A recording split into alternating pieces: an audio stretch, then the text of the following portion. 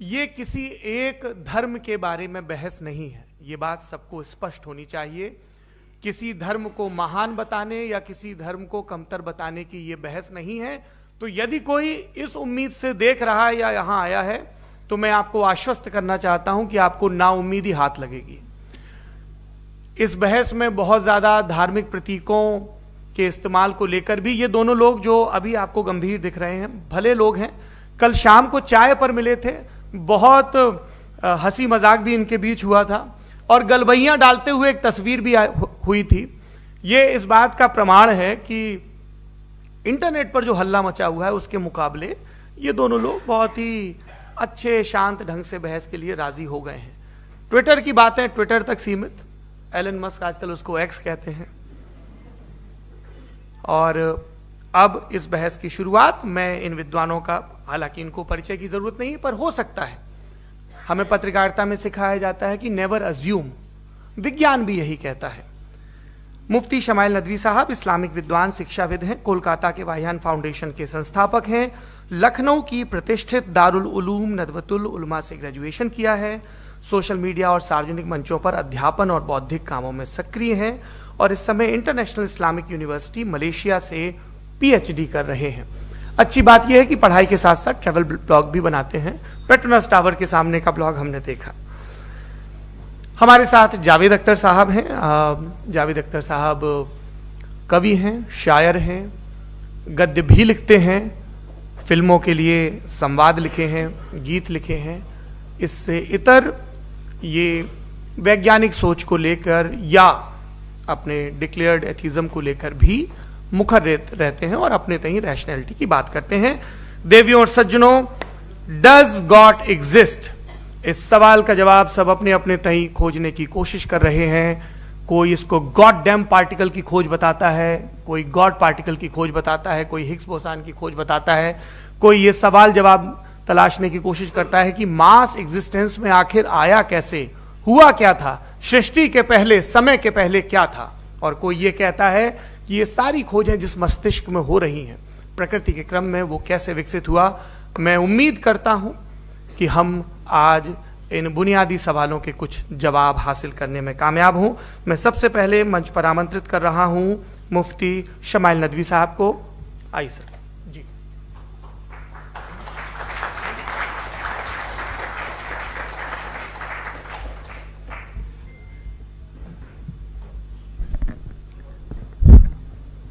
एक आखिरी गुजारिश, आप बोलना शुरू करें। आप लोग प्लीज अपने फोन फ्लाइट मोड पे या साइलेंट मोड पे रखें। एक बार चेक कर ले, कई बार बेध्यानी हो जाती है।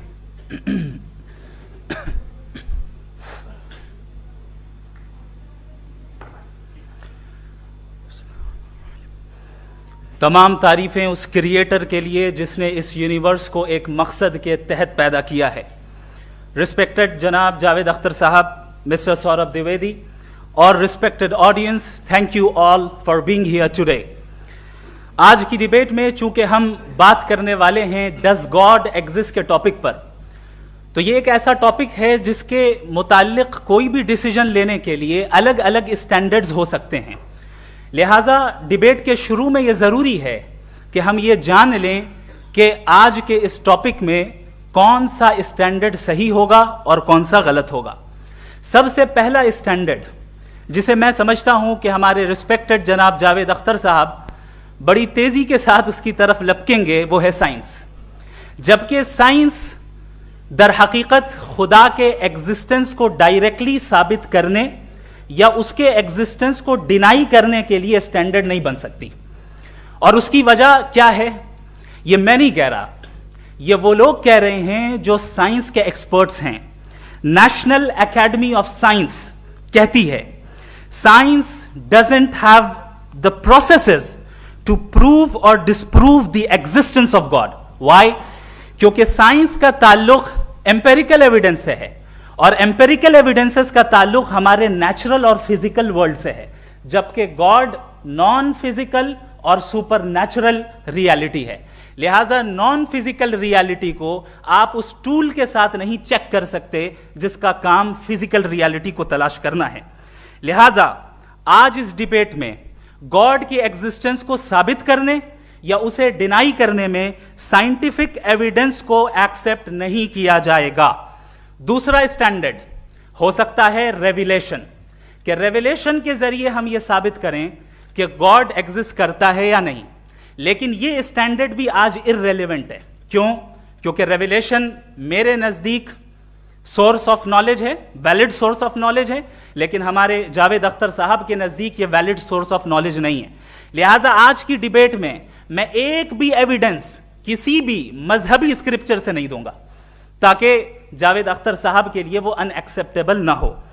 तीसरा जो मेयार हो सकता है वो है ऑब्जर्वेशन, कि भाई कोई कहे कि हमें खुदा दिखाओ, अगर है तो दिखाओ, या ये कि खुदा के एग्जिस्टेंस पर एम्पेरिकल एविडेंस दो, तो ये है दर हकीकत गलत टूल का इस्तेमाल करना। ये ऐसा ही है कि जावेद साहब मुझसे ये मुतालबा करें कि मुफ्ती साहब आप मेटल डिटेक्टर के जरिए प्लास्टिक डिटेक्ट करके दिखाएं।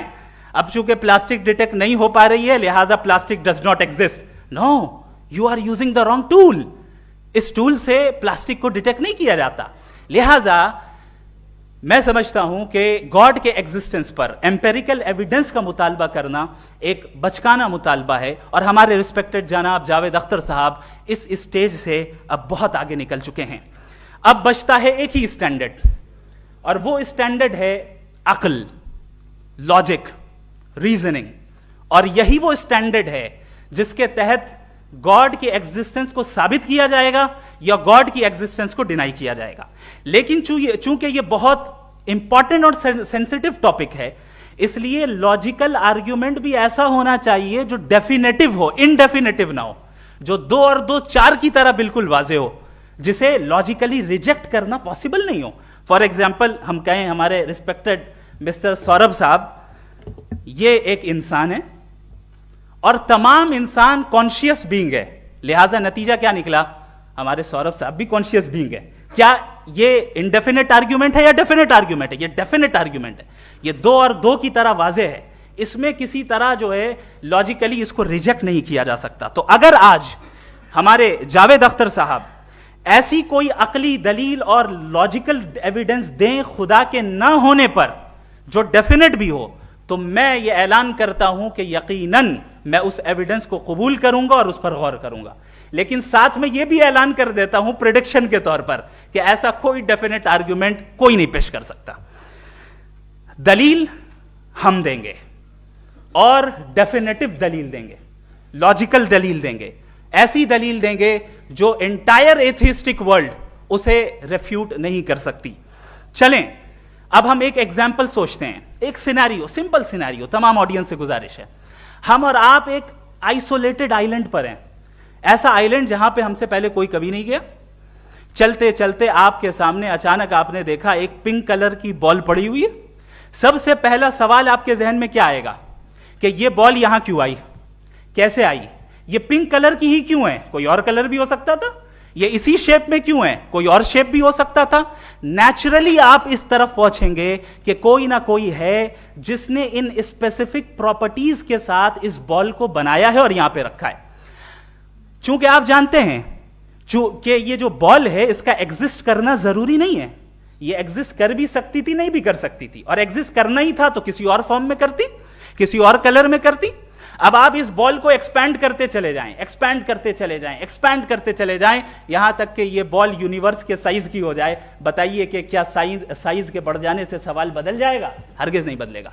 अभी भी सवाल रहेगा, ये यूनिवर्स कहां से आया, इन स्पेसिफिक प्रॉपर्टीज के साथ कहां से आया, क्यों आया, किसने बनाया, यह सवाल उस वक्त भी वैलिड रहेगा।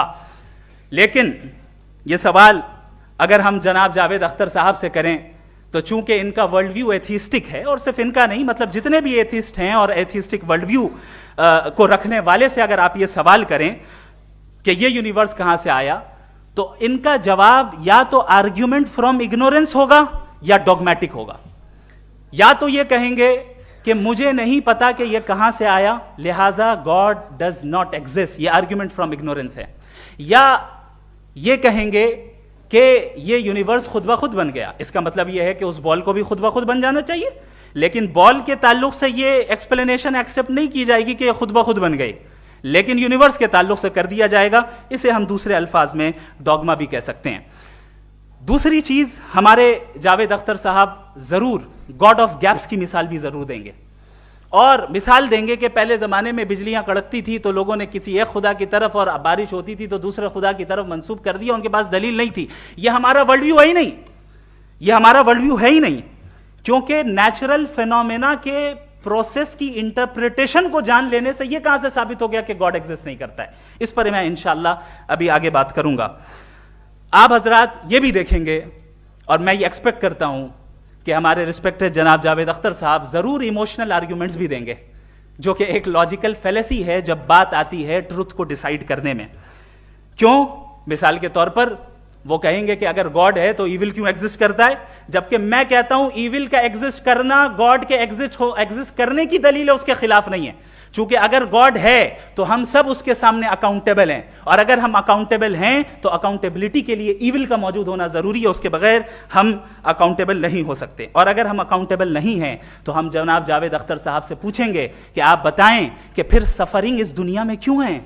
अगर खुदा नहीं है तो सफरिंग क्यों है? और उन लोगों के जज्बे का क्या जिनके अंदर सफरिंग के बाद इंतकाम लेने का जज्बा पाया जाता है और वो इस दुनिया से ऐसे ही चले गए, क्या उनकी सारी तकलीफें बेकार चली जाएंगी? अब आ जाएं उसी एग्जाम्पल की तरफ कि बॉल, मुझसे अगर कोई पूछे इस बॉल को किसने बनाया और या इस एक्सपेंडेड बॉल को किसने बनाया, मैं कहूंगा कि चूंकि ये यूनिवर्स और इस यूनिवर्स की तमाम चीजें कॉन्टिंजेंट हैं। कॉन्टिंजेंट होने का मतलब ये होता है कि जो अपने एग्जिस्टेंस पे किसी के ऊपर डिपेंड करती हो, तो जाहिर है ये यूनिवर्स कॉन्टिंजेंट है। और अगर कोई चीज कॉन्टिंजेंट नहीं है तो मैं रिक्वेस्ट करूंगा कि मुझे दिखा दें कि कौन सी चीज यूनिवर्स में कॉन्टिंजेंट नहीं है, हम भी जरा गौर कर लें और हम भी देख लें। और जब कॉन्टिंजेंट चीजें मौजूद हैं तो फिलोसोफर्स की इस्तिलाह के मुताबिक, हम उस टर्मिनोलॉजी के मुताबिक हम उस जगह तक पहुंचते हैं और उस हस्ती तक पहुंचते हैं जिसे नेसेसरी बीइंग कहा जाता है, कि ये वो नेसेसरी बीइंग है जिसका मौजूद ना होना नामुमकिन हो। क्योंकि अगर ये मौजूद ना हो तो सारी चीजें एग्जिस्टेंस में आएंगी ही नहीं, और ये सारी कॉन्टिंजेंट चीजें उसी के ऊपर डिपेंड करती हैं। अब अगर आप ये सवाल करते हैं कि फिर उस हस्ती को किसने बनाया, फिर उसका कॉज क्या है, फिर उसका कॉज क्या है, फिर उसका कॉज क्या है, और एंडलेसली चले जाएं, इसे हम कहते हैं इन्फिनिट रीग्रेस ऑफ कॉजेस, जो कि लॉजिकल फेलेसी है। कॉन्सेप्चुअली इन्फिनिटी पॉसिबल है। मिसाल के तौर पे न्यूमेरिकल्स 1 2 3 गिनते चले जाएं, इन्फिनिट नंबर्स हैं। मैं कॉन्सेप्चुअली बात नहीं कर रहा, प्रैक्टिकली रियलिटी में साबित करके दिखाएं कि infinite regress of causes possible हैं या नहीं। अगर पॉसिबल हैं तो हम मान लेंगे, मिसाल दे दें, और पॉसिबल नहीं है तो एक ही ऑप्शन बचता है जिसे हम कहते हैं नेसेसरी बीइंग। ऐसी नेसेसरी बीइंग जो इंडिपेंडेंट है, क्योंकि अगर वो डिपेंडेंट हुई तो वो नेसेसरी नहीं रहेगी। ऐसी इंडिपेंडेंट बीइंग जो इटर्नल है, अगर वो इटर्नल नहीं होगी, उसकी बिगिनिंग होगी तो वो खुद कॉन्टिंजेंट है। ऐसी बीइंग जो पावरफुल है, क्योंकि कॉन्टिंजेंट को एक्चुअलाइज करने के लिए पावर चाहिए। ऐसी बीइंग जो इंटेलिजेंट है और नॉलेजेबल है, क्योंकि ये यूनिवर्स स्पेसिफिक फॉर्म और स्पेसिफिक लॉज ऑफ नेचर के तहत प्रिसाइजली चल रहा है। Thank you. थैंक यू मुफ्ती साहब। मैं इन दलीलों के बाद जावेद अख्तर साहब से गुजारिश करूंगा, आप बैठ के बोलना चाहेंगे या बाहर? जी।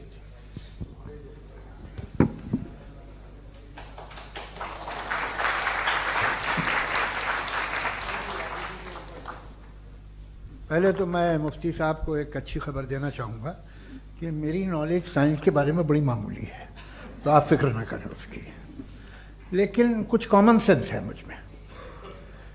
देखिए, ये खुदा का तस्वुर कोई नया तस्वुर नहीं है, ये सदियों से रहा है। ये कुछ रिलीजन 3000 साल पुराने होंगे, 4000 साल पुराने होंगे, लेकिन इंसान कोई 10,000 12,000 साल से एग्जिस्ट करता है होमोसेपियन की शक्ल में, और हमेशा कुछ ना कुछ मजहब रहे।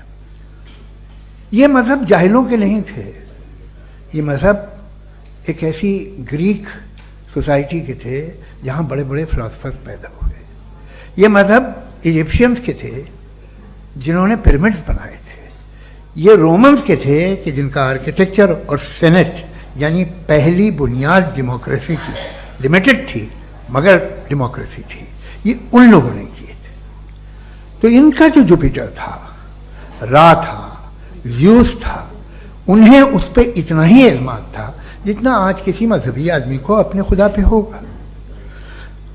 क्रिश्चियनिटी आने से पहले यूरोप में एक मजहब था, जर्मेनिक रिलीजन।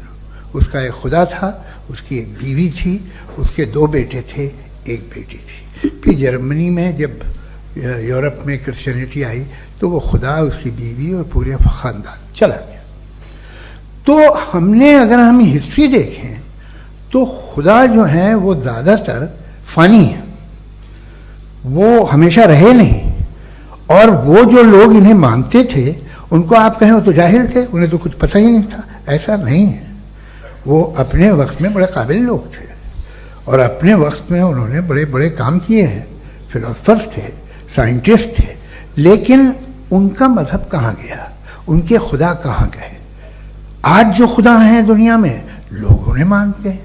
आपको क्या मालूम कि कितने बरसों के बाद क्या होने वाला है? हम यूरोप में देखते हैं तो चर्च खाली हैं। तो वक्त के साथ चीज़ें बदलती हैं। जहाँ तक इसका ताल्लुक है मजहबों का, हर मजहब आपसे एक चीज मांगता है, फेथ। ये फेथ क्या चीज होती है? What is the difference between faith and belief?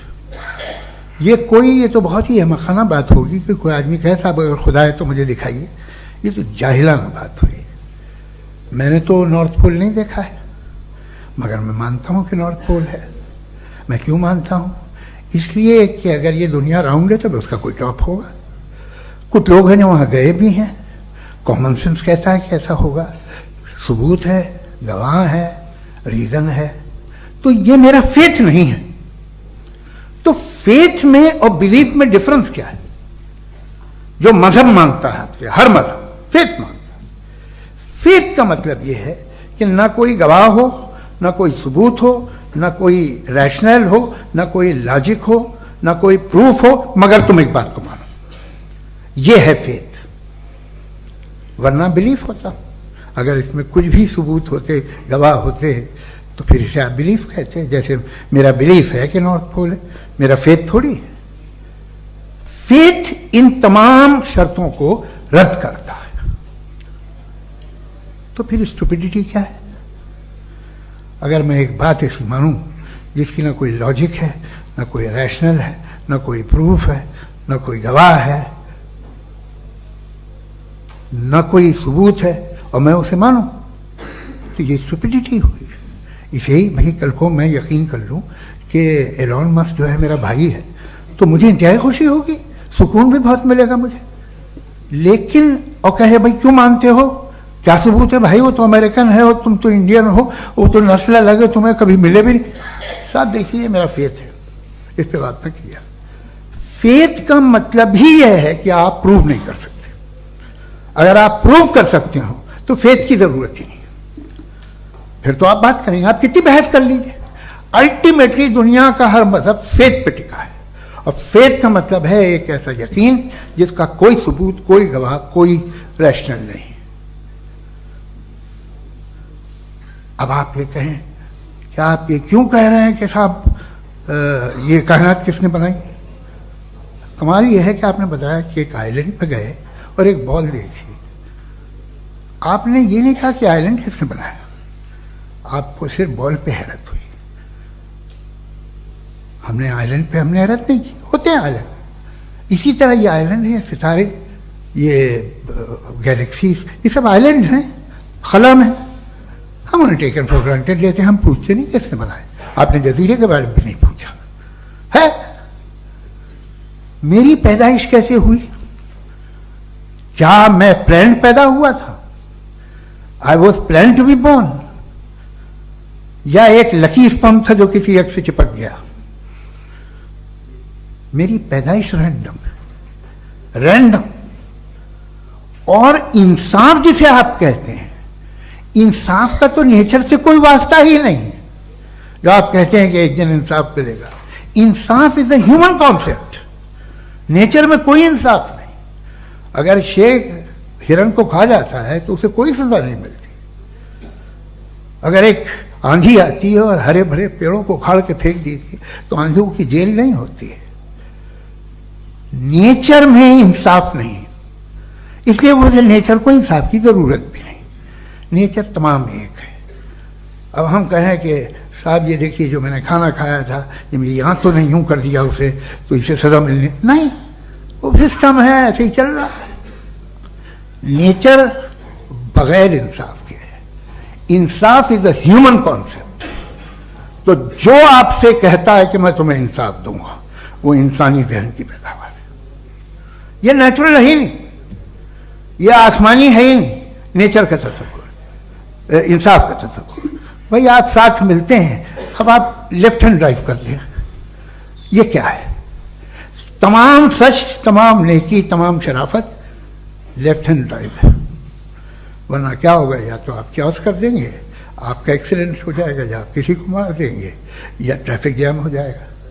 झूठ, बेईमानी, रिश्वतखोरी, ये तमाम जो है driving on the wrong side है, इसके ऊपर कुछ नहीं। ये तो हमने बनाया, जैसे हमने लेफ्ट हैंड ड्राइव बनाई है। ये कॉन्सेप्ट ऑफ इंसाफ जो है ये हमारा है, इसका नेचर से कोई वास्ता नहीं। शेर खा जाता है हिरन को, उसे जेल होती है क्या? कुछ भी नहीं, है ही नहीं। तो ये जो दुनिया के रिलीजन प्रॉमिस करते हैं आपसे इंसाफ, इसी से मालूम होता है कि ये मैनमेड है। ये तसव्वुर कहीं और का है ही नहीं। जो नेचर है, कुछ लोग कहते हैं नेचर ही खुदा है, तो नेचर में तो इंसाफ नहीं कहीं। और आप वादा कर रहे हैं कि तुम्हें मरने के बाद इंसाफ मिलेगा। मुझे अगर मिलेगा तो मैं बहुत खुश होऊंगा, लेकिन मैं यकीन नहीं कर पाता हूं, इसलिए कि मैं फेथ नहीं पैदा कर सकता। The very fact that religions demand faith, इसका मतलब है कि उनके पास जस्टिफिकेशन नहीं है। अच्छा था, फिर रिलीजन अगर मॉडरेशन में है, कोई सा भी नहीं, वो आप में कुछ खूबियां भी पैदा करता होगा, देखिए उससे ये फायदा है, वो फायदा है।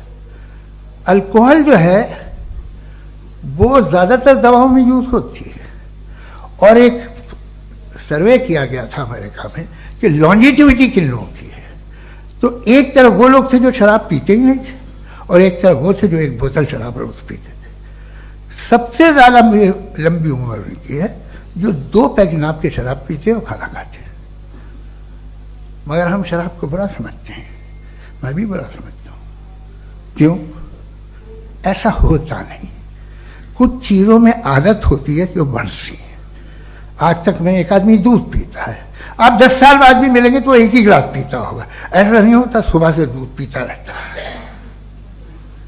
मिल्कोहलिक मैंने नहीं देखे, अल्कोहलिक होते हैं। ये टेंडेंसी है मजहब की कि वो बढ़ता है, जैसे कैंसर बढ़ता है, जैसे शराब बढ़ती है। कुछ लोग होंगे जो उसे सही तरह से यूज करते हैं। मुझे यकीन है कि हमारे मुफ्ती साहब भी उनमें से एक, इनसे बहुत खुशी हुई मुझे इनसे मिलकर। लेकिन कितने लोग हैं कि आज आप देखते हैं दुनिया में जो तबाहियां हैं, इनमें कितना हाथ है उन लोगों का जो बिलीवर कहते था मजहब ये नहीं कहता, ना कहता होगा, मगर जब ये मजहब पीते हैं तो ऐसे बिहेव करते हैं। थोड़ा सा अगर हो तो शायद बहुत अच्छी बात, लेकिन शराब थोड़ी सी नहीं रहती, उसमें टेंडेंसी है। पहले थोड़ा सा अगर 2-3 कैंसर के सेल हो ना बॉडी में तो आदमी सिम रहेगा, लेकिन वो 2-3 सेल नहीं रहते, वो मल्टीप्लाई होते हैं। जावेद साहब, टाइम पूरा हो गया। टाइम हो गया, तो बस बात खत्म हो गई। अच्छा, मुझे कुछ और कहने को था भी नहीं। जी, मैं पहले जवाबी दौर के लिए इनवाइट कर रहा हूं मुफ्ती साहब को। Your rebuttal round 1, you have 7 minutes.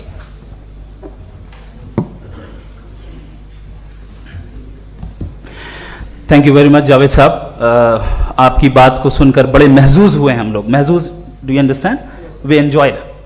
Okay, अब थोड़ा सा लॉजिकली उसको हम लोग देखते हैं। दरअसल हम लोगों ने कल गुजारिश की थी मुफ्ती साहब से भी, जावेद साहब से भी, कि हिंदुस्तानी जबान आम फहम सबको समझ में आ जाए, और जहां कहीं आप मुश्किल शब्द इस्तेमाल करें वहां बताते भी चलें।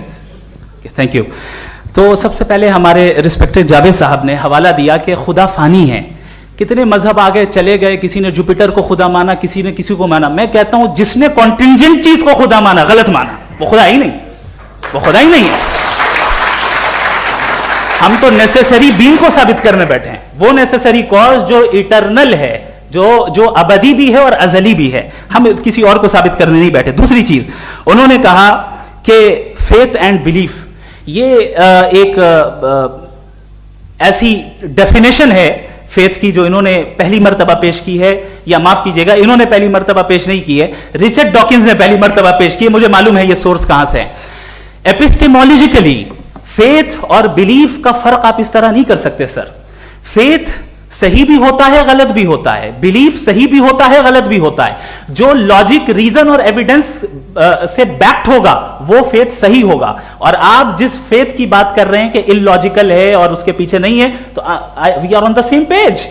हम नहीं मानते उस फेथ को, जो फेथ ऐसा हो जिसके पीछे कोई लॉजिक ना हो, एविडेंस ना हो, हम नहीं मानते। हम तो उस फेथ के कायल हैं जिसके पीछे लॉजिक हो और एविडेंस हो। तो बिलीफ सही भी होता है, गलत भी होता है, फेथ भी सही होता है और गलत भी होता है। तो आज फेथ और बिलीफ के डिफरेंस पे बात नहीं हो रही है। आज आप चाहे फेथ एक्सेप्ट कर लें या बिलीफ एक्सेप्ट कर लें, आज ये बात होगी कि ट्रूथ क्या है, चाहे ट्रू बिलीफ सही है या ट्रू फेथ सही है, और फॉल्स फेथ क्या है और फॉल्स बिलीफ क्या है, बात इस पे हो रही। दूसरी चीज इन्होंने पूछा, स्टुपिडिटी फिर क्या है? अगर फेथ, रिलीजन स्टुपिडिटी नहीं है तो और क्या है? चूंकि फेथ का मुतालबा करते हैं तो स्टुपिडिटी क्या है?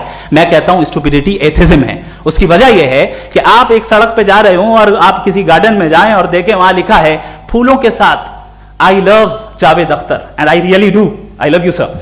सो जब आप वहां पर पहुंचे तो वहां पहुंचकर अब ये बताएं, क्या आप ये कहेंगे वाह व्हाट अ नेचुरल सिलेक्शन?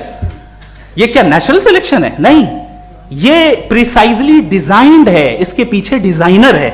लिहाजा अगर कोई एक ऐसी कॉमन सेंस की बात को कबूल नहीं कर रहा है कि यूनिवर्स जो इतने प्रिसाइजली काम कर रहा है, हम कह दें कि खुद ब खुद बन गई, मैं समझता हूं इससे बड़ी स्टुपिडिटी और कुछ नहीं है। ये इरैशनल चीज है। फिर हमारे सर ने कहा कि आपने बॉल पे फोकस किया, आइलैंड पे फोकस नहीं किया। अरे आइलैंड को किसने बनाया यही समझाने के लिए तो बॉल की मिसाल दे रहा हूं। और बॉल भी कॉन्टिंजेंट है, आइलैंड भी कॉन्टिंजेंट है, दोनों नेसेसरी बीइंग का मुतालबा करते हैं। आगे इन्होंने कहा कि नेचर में कोई इंसाफ नहीं है, हम डिसाइड करते हैं कि मोरालिटी क्या होती है, इंसाफ क्या होता है, हम डिसाइड करते हैं। जैसे ड्राइविंग सीट में ट्रैफिक वाला, ये तो किसी खुदा ने नहीं कहा, ये है, इसे कहते हैं फॉल्स इक्विवेलेंस। ये एक लॉजिकल फेलेसी है। आपने जो है मिसाल दी ड्राइविंग की और ट्रैफिक की, ये सब्जेक्टिव मोरालिटी है। आप सब्जेक्टिव मोरालिटी को मिसाल बनाकर ऑब्जेक्टिव मोरालिटी के ऊपर नहीं थोप सकते। इंसाफ की ऑब्जेक्टिव मोरालिटी। अगर आप ये कहते हैं कि नेचर में इंसाफ नहीं है तो इंसाफ का न होना ये नेचुरल हुआ, तो फिर नेचर को नेचर रहने दे, क्यों हम इतना स्ट्राइव कर रहे हैं दुनिया में इंसाफ लाने के लिए? ये तो इलॉजिकल बात है, इरैशनल बात है। इसलिए बहुत सी चीजें ऐसी हैं जो ऑब्जेक्टिवली जो है इविल या गुड हैं, और बहुत सी चीजें ऐसी हैं जो सब्जेक्टिवली हैं। सब्जेक्टिवली जो मोरल होता है या इमोरल होता है उसको हम सोशल कंसेंसस से या पर्सनल प्रेफरेंस से डिसाइड करते हैं। लेकिन जो ऑब्जेक्टिव मोरालिटी है जिसमें इंसाफ आया, जो इन्होंने बार बार रिपीट किया, ये ऑब्जेक्टिव है, सब्जेक्टिव नहीं है। अगर आप कहते हैं ये सब्जेक्टिव है तो मेरा सवाल आपसे ये है, क्या सोशल कंसेंसस के जरिए अगर जुल्म को सही करार दे दिया जाएगा तो आप जुल्म को जस्टिफाई करेंगे? दूसरी चीज इन्होंने यह कहा कि 2 पैक शराब पी लें तो वो उतने पे नहीं रहता, बढ़ जाता है। यही मामला मजहब के साथ है। 2 पैक आप पी लें बढ़ेगा। तो ये एक ऐसी मिसाल है, इसको कहीं भी फिट कर लें कि आप एथिज्म पे जब फिट करें, जब आप 2 पैक एथिज्म का लेंगे ना तो वो बढ़ बढ़ के नॉर्थ कोरिया बनेगा। Thank you.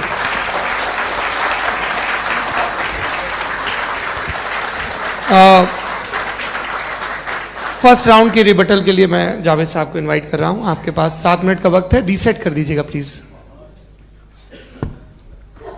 मुझे इस बात की खुशी है कि मुफ्ती साहब ने भी मान लिया कि नेचर में कोई इंसाफ नहीं है। तो कोई भी चीज़ जो इंसान ने नहीं बनाई है उसमें इंसाफ नहीं होता है। एक बात मैं आपसे अर्ज़ करूँ, ज़रा पता लगा लीजिएगा, ये जो आप बाग में जाते हैं बेहद खूबसूरत फूल देखते हैं ना, इनमें से कोई नेचुरल नहीं है। ये सारे फूल क्रॉस करके बनाए गए हैं। जो जंगल में फूल होते हैं निहायत मामूली होते हैं, ये फूल इंसानों ने बनाए हैं। जो आप बाग में देख के वाह वाह कहते हैं, ये इंसानों के बनाए हुए हैं। डिफरेंट फूलों को क्रॉस करके, डेवलप करके, फिर क्रॉस करके इस तरह से बनाए गए। नेचुरल फ्लावर नहीं।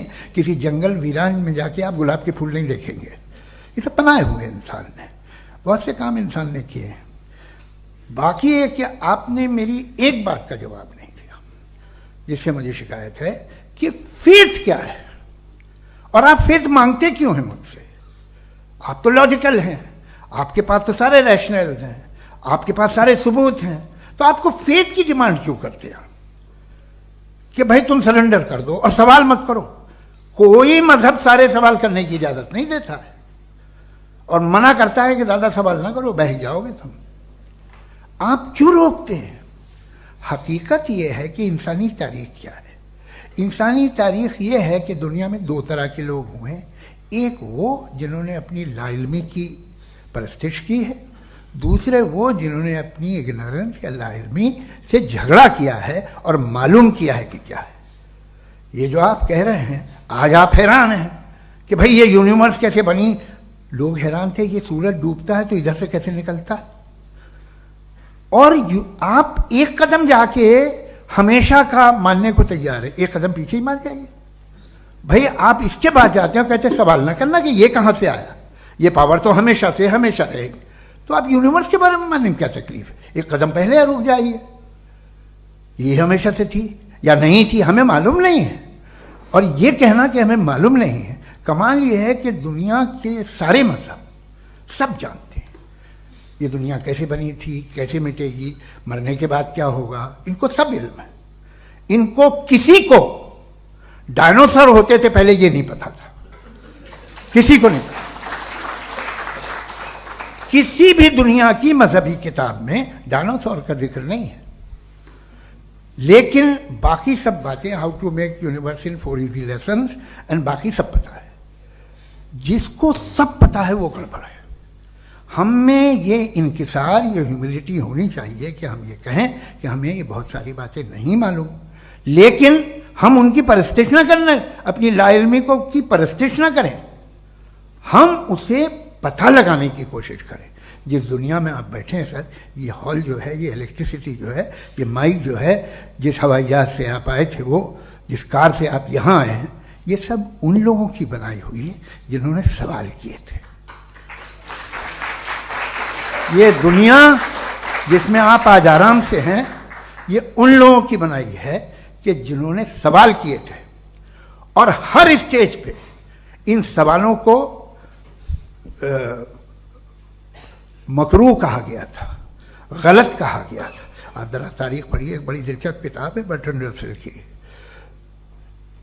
जिसमें उसने रिलीजन एंड साइंस कि कब से रिलीजन जो है साइंस के अगेंस्ट है।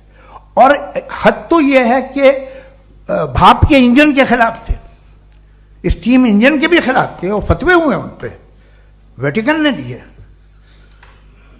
तो ये हमेशा, अभी जैसे ही ये राइट विंगर आते हैं अमेरिका में पावर में, तो वो जो अपना ये क्या बोलते हैं उसे, सीड क्या वर्ड है, सीड क्या जो, हाँ नहीं सीड जो होते हैं जिस पे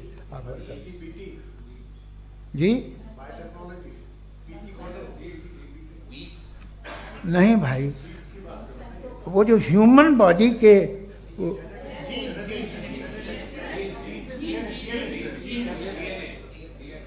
उस पर रिसर्च बंद हो जाती है, रिपब्लिकन नहीं करने देते।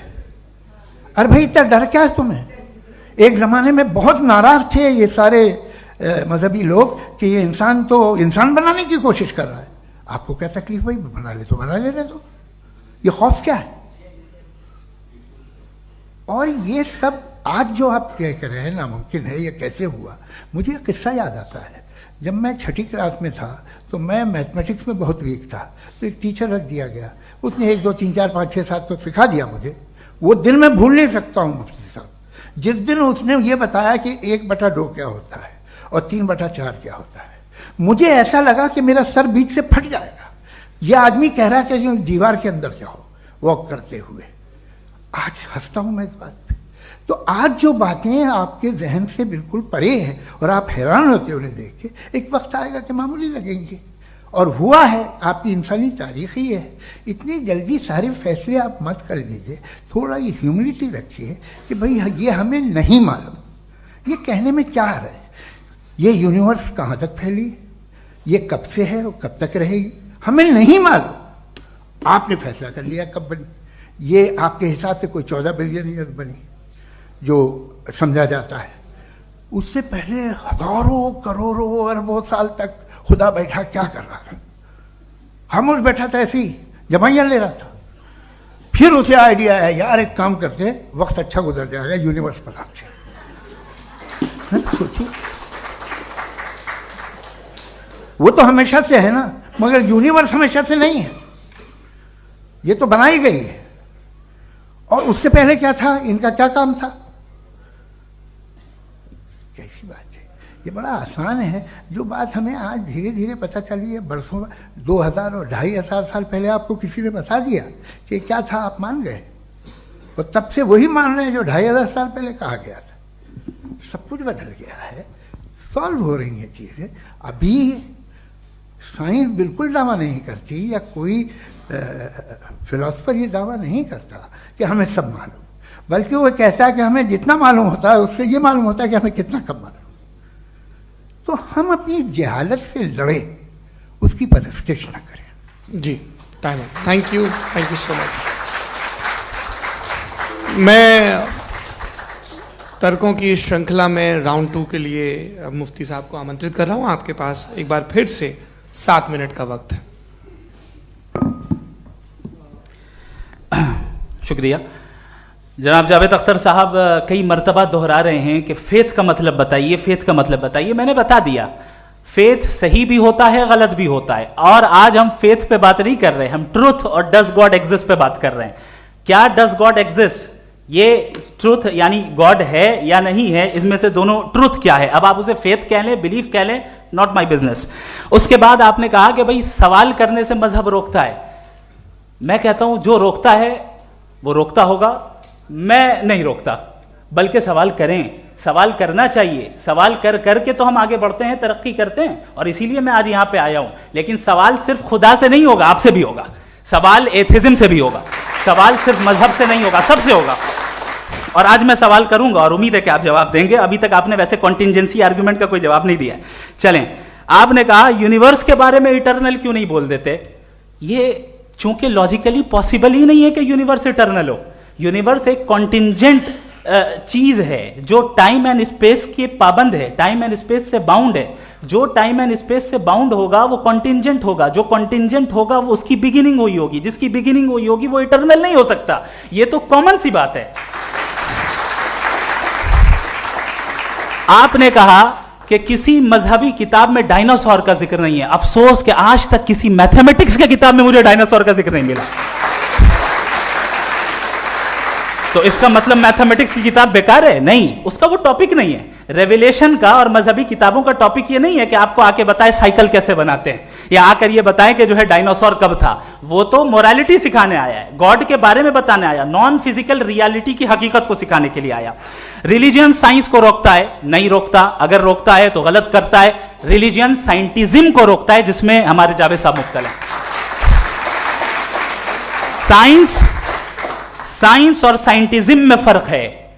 साइंटिज्म यह है कि आप समझें कि साइंस और साइंटिफिक मेथोडोलॉजी ये नॉलेज को हासिल करने का वाहिद सोर्स ऑफ नॉलेज है। यह है साइंटिज्म। हम इसे रिजेक्ट करते हैं। हम साइंस को तो तरक्की करते हैं, भाई आप हमारी पूरी तारीख कर लें, पढ़ लें तो आपको पता चल जाएगा। बहरहाल ये अलग टॉपिक है। उसके बाद इन्होंने एक लफ्ज कहा, वेटिकन ने फतवा दिया। वेटिकन का फतवे से कोई ताल्लुक नहीं है, दोनों कॉन्ट्राडिक्टरी अल्फाज हैं। उसके बाद उन्होंने कहा कि भाई हमें नहीं मालूम। अगर नहीं मालूम तो क्लियरली कह देना कि नहीं मालूम है, इसमें क्या हरज है। तो वही तो मैं कह रहा हूं ना कि आप कह दें कि नहीं मालूम, लेकिन क्लेम क्यों कर रहे हैं कि गॉड एग्जिस्ट नहीं कर रहा है। आप कह दें नहीं मालूम है, हो सकता है हो सकता ना हो, लेकिन आप क्लेम कर रहे हैं। The moment you say God does not exist, this is a claim, and now the burden of proof is upon you too, जैसे हमारे ऊपर है। और क्यों है मैं बताता हूं, क्यों है ये भी मैं बताता हूं। फिलोसॉफिकली जो क्लेम होता है ना, सिर्फ ये नहीं होता कि इंसान कहे पॉजिटिव क्लेम करे और नेगेटिव क्लेम करे तो बर्डन ऑफ प्रूफ नहीं है। आप मिसाल के तौर पे मैं कहूं कि फुला उस कमरे में कोई नहीं है, मैंने एक नॉलेज का क्लेम किया है। उस कमरे में कोई नहीं है, मैंने एक नॉलेज का क्लेम किया। या तो मैं कहूं मुझे नहीं पता, हो भी सकता है नहीं भी हो सकता है, this is not a claim. लेकिन जब मैं कह रहा हूं कि वहां कोई नहीं है, या मैं कह रहा हूं वहां कोई है, दोनों क्लेम है और दोनों के ऊपर बर्डन ऑफ प्रूफ है। हमारे ऊपर भी बर्डन ऑफ प्रूफ है। मैंने कंटिजेंसी आर्ग्यूमेंट दिया, इसे तोड़कर दिखाइए। आखिरी चीज, इन्होंने कहा कि खुदा दुनिया बनाने से पहले 150 साल पहले या करोड़ों साल पहले क्या कर रहा था? अरे हजरत, चलें, बहरहाल मैं जवाब दे देता हूं, आप हमारे रिस्पेक्टेड पर्सनालिटी हैं, अगर आप नहीं होते तो मैं ऐसे एंटरटेन ही नहीं करता। टाइम, ये 100 साल पहले या 100 साल बाद, पहले बाद में अभी, ये वो अल्फाज हैं जिनका ताल्लुक टाइम से है। टाइम शुरू ही हुआ है यूनिवर्स की बिगिनिंग के बाद, तो उसके पहले खुदा क्या कर रहा था? सवाल इलॉजिकल है, ये फेलेसी है। यानी आप ये कह रहे हैं कि यूनिवर्स के बनने से पहले खुदा क्या कर रहा था? टाइम के बनने से पहले, पहले का ताल्लुक टाइम से, टाइम उस वक्त था ही नहीं, तो ये सवाल ही इनवैलिड है खुदा के ताल्लुक से। दूसरी चीज, आर्ग्यूमेंट ऑफ कंटिंजेंसी जो मैंने आपके सामने पेश की है, आपने बार बार ये प्रूफ किया और ये कह रहे हैं कि गॉड ऑफ गैप्स। देखिए, पहले नहीं मालूम था, साइंस ने कर दिया। सिंपल्स की मिसाल से मैं समझा देता हूं। जिस गैप्स की आप बात कर रहे हैं ना, साइंस उन गैप्स को जिन चीज के जरिए भी प्रूव करेगा वो कॉन्टिंजेंट ही होगा, अब चाहे वो फोर्स हो, मैटर हो या एनर्जी हो। लिहाजा सवाल हमारा उस वक्त भी वैलिड होगा जब तक कि आप नेसेसरी बीइंग पे ना आ जाएं, और इन्फिनिट रिग्रेस पॉसिबल नहीं है of causes in practical world, तो जाहिर है कहीं रुकना पड़ेगा, जहां रुकेंगे वही खुदा है। दूसरी चीज, आपने ये कहा, क्या कह रहा था मैं, किस पॉइंट को? What? Oh no, after that. Just now. हाँ, जहां रुकेंगे वही खुदा है। बहरहाल, तो टाइम का जिक्र हो गया, गॉड ऑफ गैप, सॉरी, या इसकी एक मिसाल आप ले लें। एक कार है, एक साहब ने देखा कि भाई कार जो है उसके व्हील्स कितने अच्छे लगे हुए हैं सही जगह पे, स्टीयरिंग जो है कितने अच्छे जगह पे लगी हुई है, और सीट्स कितने वेल डिजाइंड है, कितनी प्रिसाइजली ये कार काम कर रही है, तो जरूर कोई ना कोई इसे क्रिएट किया है, किसी ने क्रिएट किया है। अब जावेद साहब आए और कहे, अरे जनाब बोनेट खोलिए, इसमें इंजन है, इंजन इस कार को चला रहा है, hence prove no one has created the car. This is illogical, this is irrational. आपने इंजन के जरिए उस गैप को तो साबित किया, लेकिन क्या उससे कार की जो क्रिएशन है और उसका जो क्रिएटर है ये इम्पॉसिबल हो जाए? ऐसा पॉसिबल है? उसका सवाल खत्म हो जाए, ऐसा पॉसिबल है? नहीं। आपने गैप्स को फिल करके, कॉन्टिंजेंट चीजों से गैप्स को फिल करके हमारे ऑब्जर्वेशन को और ब्रॉड कर दिया। अब हमें और पता चल गया कि ये जो कार है इसका सिस्टम कितना ज्यादा कॉम्प्लेक्स है। पहले कम समझते थे, अब कॉम्प्लेक्सिटी और ज्यादा वाजे हो गई। अब हमें समझ में आ रहा है कि हमारी सर्टेनिटी और बढ़ गई कि जरूर इस कार को किसी ना किसी ने बनाया। यही मामला यूनिवर्स का है। साइंस हमेशा फिजिकल वर्ल्ड की चीजों को ही फिल करती जाएगी और फिजिकल चीजों से ही करती जाएगी, चूंकि एम्पेरिकल एविडेंस का ताल्लुक फिजिकल वर्ल्ड से है। आप साइंस के जरिए मेटाफिजिकल रियलिटी को कभी साबित नहीं कर सकते। ये रॉन्ग टूल का इस्तेमाल करना है। ये वही काम है कि आप मेटल डिटेक्टर से प्लास्टिक डिटेक्टर करने चलें, जो कि जाहिर है सही नहीं है। Thank you.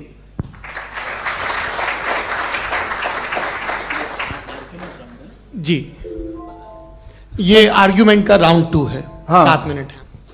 पहले तो मैं आपसे अर्ज करूं कि आपने कहा कि जब कायनात ही नहीं थी तो वक्त भी नहीं था, कुछ भी नहीं था। कैसे नहीं था? खुदा था, एक एग्जिस्टेंस तो था ना खुदा का। तो जब खुदा था तो वक्त भी होगा। ऐसा नहीं कि कुछ भी नहीं था, खुदा था। अच्छा, बाकी एक आपने कहा साहब आप साबित कीजिए, आपके पास भी लॉजिक है, मेरे पास भी लॉजिक है। आप मेरा जिम्मेदारी नहीं है साबित करना कि खुदा है। बर्टन रसल ने बड़ी अच्छी बात कही। बर्टन रसल ने बड़ी अच्छी बात कही। मैं आपसे अगर ये दावा करूं कि एक चाय की केतली मरीख के चारों तरफ घूम रही है, मार्स के चारों तरफ, तो यह आपका काम नहीं है कि आप साबित करें कि कोई चाय की केतली नहीं है। यह मेरा काम है, मैंने दावा किया है। ये दावा तो मजहबी लोग करते हैं कि खुदा है। मैं क्यों साबित करूं कि नहीं है? जब तक आप मुझे कन्विंस नहीं कर देंगे मैं नहीं मानूंगा। आपकी जिम्मेदारी है, मेरी जिम्मेदारी नहीं है। दोयम ये कि ये जो आप कह रहे हैं, जो गैप्स हैं, ये गैप जब जब किसी मजहब को चैलेंज करते हैं, जब ऐसा कोई बात आती है तो हंगामा हो जाता है कि जब वो चैलेंज करें किसी फेथ को। ये तमाम साइंस जो है इसे मुख्तलिफ जगहों पे मुख्तलिफ वक्तों में मजहब ने रोकने की कोशिश की है। ये किताब है religion and science, Burton Russell की, पढ़िएगा, अच्छी लगेगी आपको। तारीख ही है साइंस, मजहब की साइंस से उसका यही रिश्ता है। अच्छा, अब ये हम सोचें कि बहरहाल ये वजूद जो है मज़हब और ये बिलीव इन गॉड इंसान को बेहतर बना देता है, तो एक काम कीजिए, हिंदुस्तान वर्ल्ड का नक्शा लीजिए और मार्क कीजिए कि रिलीजन कहाँ कहाँ ज़्यादा है, कहाँ कहाँ, चाहे वो लैटिन अमेरिका हो या मिडल ईस्ट हो या फार ईस्ट हो या हिंदुस्तान के वो इलाके जहाँ मजहबियत ज़्यादा है। रख दीजिए नक्शा अलग। अब दूसरा नक्शा कि कहाँ कहाँ नाइंसाफ़ी, रिप्रेशन, औरतों के हुकूक की पामाली, जुल्म, डिक्टेटरशिप कहाँ है, नक्शा एक ही होगा। तो आप मुझे बताएं कि जो इसका तरकीब इस्तेमाल क्या है, खुदा का तरकीब इस्तेमाल तो बताइए। आप छोटी सी दवा सड़क पे बेचते हैं उसकी भी तरकीब इस्तेमाल बताते हैं, इसके इस्तेमाल से तो फायदे नहीं हुआ किसी को। जो सारे के सारे खराब मुल्क हैं, खराब समाज है, वो सारे जुल्म खुदा के नाम पे करते हैं। वो गलत करते हैं, सही करते हैं, मुझे क्या लेना देना उससे। इस्तेमाल से मालूम होता ना। एक विस्की की बोतल कभी शायद देखी हो आपने, लाल रंग की होती है, उस पर रोशनी और छपड़ा इंतहाई खूबसूरत लगती है, क्या बिगाड़ रही है किसी का, उसका इस्तेमाल गलत है, इसलिए आप उसे नापसंद करते हैं। इसका इस्तेमाल गलत है, इस तसव्वुर का इस्तेमाल ही गलत है और हमेशा से गलत हुआ है। आप देख लीजिए, इंसानी तारीख देख लीजिए, आज देख लीजिए, हिंदुस्तान देखिए, दुनिया देख लीजिए क्या हो रहा है। इसे कैसे इस्तेमाल कर रहे हैं फेथ वाले लोग, क्या फेयर हैं, जस्ट हैं, जो अपने खुदाओं पे यकीन रखते हैं, वो किस तरह के लोग हैं। वो लोगों को इंसाफ देते हैं, वो बेहतर इंसान बने। तो इस दवा का फ़ायदा क्या है? चलो बहुत फ़ायदा हो रहा तो मैं इस्तेमाल कर लूँगा, मुझे तो इस दवा का कोई फ़ायदा दिखता ही नहीं। मुझे तो ऐसा लगता, मैं एक और बात बताऊं, अगर कोई आदमी मजहबी है और अच्छा आदमी है तो मैं उसकी बहुत इज्जत करता हूँ, इसलिए कि मेरा ख्याल है मजहबी आदमी का अच्छा होना मुझसे अच्छा होने से ज़्यादा मुश्किल है। भाई हर चीज़ की एक लिमिट है, आप इतना भाग सकते हैं, इतना नहीं भाग सकते, इतना वजन उठा सकते, इतना नहीं उठा सकते, इतना दूर देख सकते हैं, इतना दूर नहीं देख सकते। उसी तरह कॉमन सेंस कहता है कि आप में नेकी का भी एक कोटा होगा।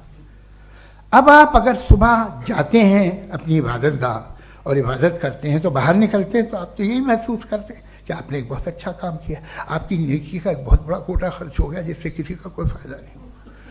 मैं तो नहीं जाता हूँ तो मुझे तो किसी को खाना खिलाना पड़ेगा, किसी बेवा की मदद करनी पड़ेगी, मैं अपना कोटा कैसे कंज्यूम करूं? आप अपना कोटा सारे मजहबी लोग इंतहाई यूजलेस कामों में यूज करते हैं, उसके बाद भी अगर आप में बच्ची है थोड़ी सी शराफत तो भाई वाह क्या बात है।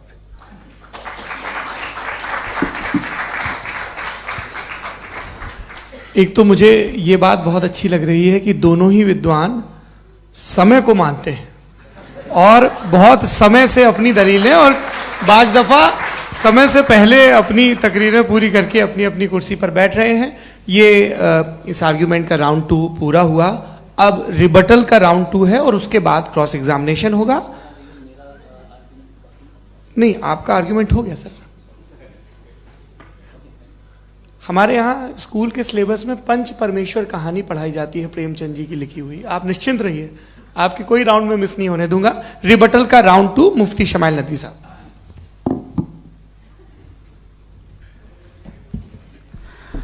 असल में जो हकीकी प्रॉब्लम है, असल प्रॉब्लम है वो ये है कि जावेद साहब के पास कॉन्सेप्ट ऑफ गॉड क्लियर नहीं है। इन्होंने कहा कि कायनात से पहले खुदा तो था, तब भी तो टाइम होगा। ये टाइम कायनात का हिस्सा है। हम खुदा, उस खुदा को मानते हैं नेसेसरी बीइंग का टाइमलेस होना जरूरी है, चूंकि वो टाइम का क्रिएटर है। जब उसने टाइम को क्रिएट किया तो वो खुद टाइम पे कैसे होगा? उसने जब स्पेस को क्रिएट किया तो खुद स्पेस में कैसे होगा? अगर वो टाइम एंड स्पेस को पहले से ही उसका पाबंद है तो फिर किस चीज को उसने क्रिएट किया? लिहाजा ये सवाल गलत है कि खुदा था तो टाइम होगा। बिल्कुल नहीं, टाइम के पाबंद हम है, खुदा नहीं है। हम फिजिकल वर्ल्ड से ताल्लुक रखते हैं, वो मेटाफिजिकल रियलिटी है। दूसरी चीज इन्होंने मिसाल दी कि चाय की केतली हवा में घूम रही होगी, और पता नहीं शायद वो बर्टन रसल का उन्होंने हवाला दिया। बहरहाल यही प्रॉब्लम है। प्रॉब्लम यही है कि हम चीजों के दरमियान डिफरेंशिएट नहीं कर पाते। ये जो आपने मिसाल दी ये इमेजिनेशन है, और मैं जो साबित कर रहा हूं वो लॉजिकल नेसेसिटी है। आप इमेजिन करने आए तो कुछ भी करें, जुपिटर में पिंक एलिफेंट होगा, यूनिकॉर्न होगा, करें, उससे कायनात पे क्या फर्क पड़ता है? उससे आप लॉजिकल नेसेसिटी साबित नहीं कर सकते। मैं तो उस प्राइम कॉज की बात कर रहा हूं, उस नेसेसरी बीइंग की बात कर रहा हूं जिसके बगैर इस कायनात का एग्जिस्टेंस मुमकिन नहीं है। दूसरी चीज, मजहब को साइंस चैलेंज करती है वगैरह वगैरह, ये हमारा टॉपिक ही नहीं है। मैं इस पे बात करूंगा तो फिर मेरा वक्त चला जाएगा। मजहब के ऊपर चूंकि हमारी डिस्कशन नहीं है, साइंस को मजहब और बिलखुसूस मैं और हमारा वर्ल्ड व्यू कम अज कम साइंस को पीछे नहीं करता है, साइंटिज्म की मजम्मत करता है। इसकी वजाहत मैंने पहले कर दी। दूसरी चीज इन्होंने कहा वर्ल्ड का नक्शा लीजिए, वर्ल्ड मैप लीजिए, दो अलग अलग जगह की। हजरत मैंने ये होमवर्क किया था और मैंने मिडिल ईस्ट का एक नक्शा लिया और यूरोप का एक नक्शा लिया, ये मजहबी इलाका और ये लिबरल और एथीस्ट इलाका। मुझे पता चला कि सबसे ज्यादा रेप केसेस जो हैं वहां पर है।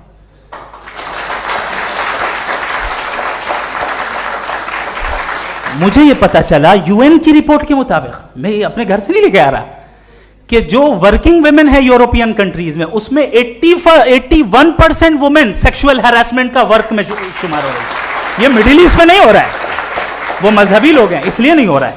दूसरी चीज, आपने ये कहा कि मजहबी आदमी का अच्छा होना हमारे अच्छे होने से बहुत मुश्किल है, बहुत मुश्किल है। तो इसका मतलब यह है कि गॉड के अलावा आपके पास अच्छे और बुरे का कोई स्टैंडर्ड है। मैं चाहूंगा कि कन्वर्सेशनल स्टाइल वाली डिस्कशन और सेगमेंट पे इसी पे बात कर लेते हैं। Thank you very much.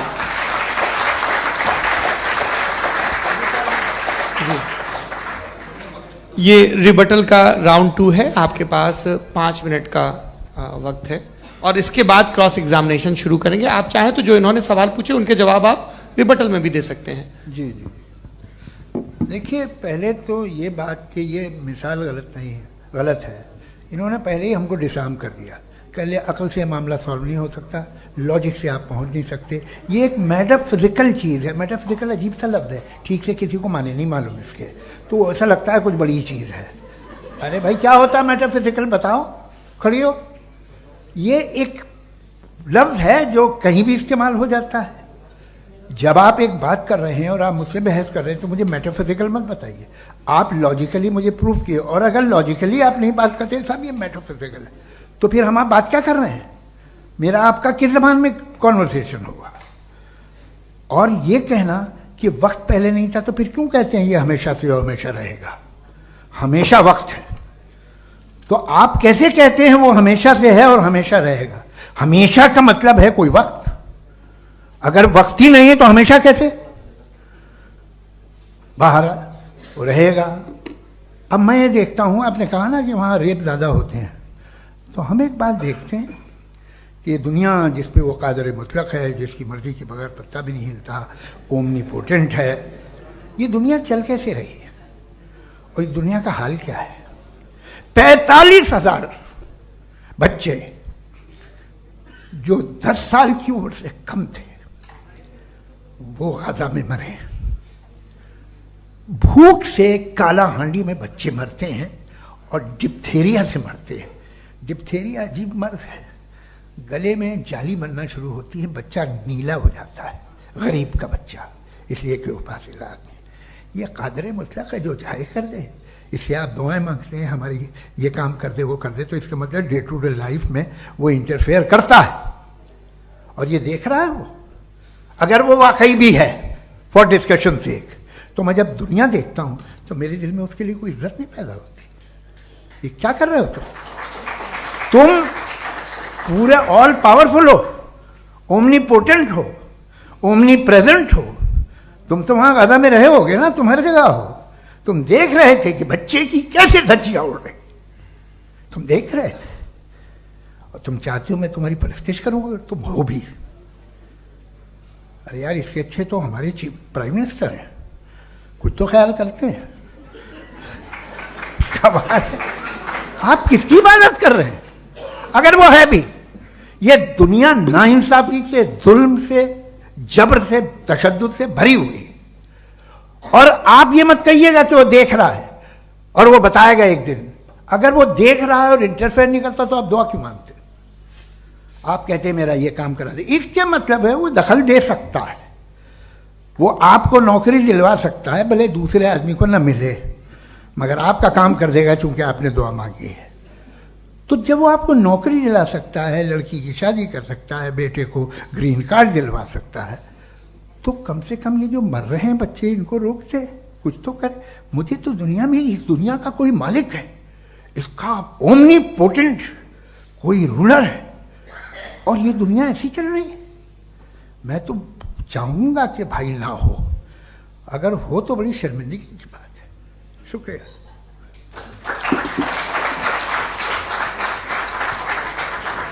देवियों और सज्जनों, इस बहस के 2 राउंड और 2 रिबटल पूरे हो चुके हैं। अब सबसे ज़रूरी और सबसे मुश्किल राउंड शुरू हो रहा है, क्रॉस एग्जामिनेशन का। अब इन विद्वानों की सज्जनता की एक परख भी होगी, और वक्त हमने 16 मिनट का तय किया है। पहला सवाल आप पूछना चाहेंगे? जी बिल्कुल। पहले बोले भी आपके आप माइक ले लीजिएगा हाथ में, ये नीचे से ऑन। जी मैं बोलता हूँ, ये डायस हटा सकते हैं क्या हम थोड़ा क्विकली? डायस पीछे कर दीजिए बस थोड़ा सा, है, ताकि ये जो दाएं बाएं लोग बैठे हैं, इसे हटा ही दीजिए। अब हम वहाँ तो जाने वाले नहीं। आराम से आराम से, आराम से। दोनों तरफ से हटा दीजिए।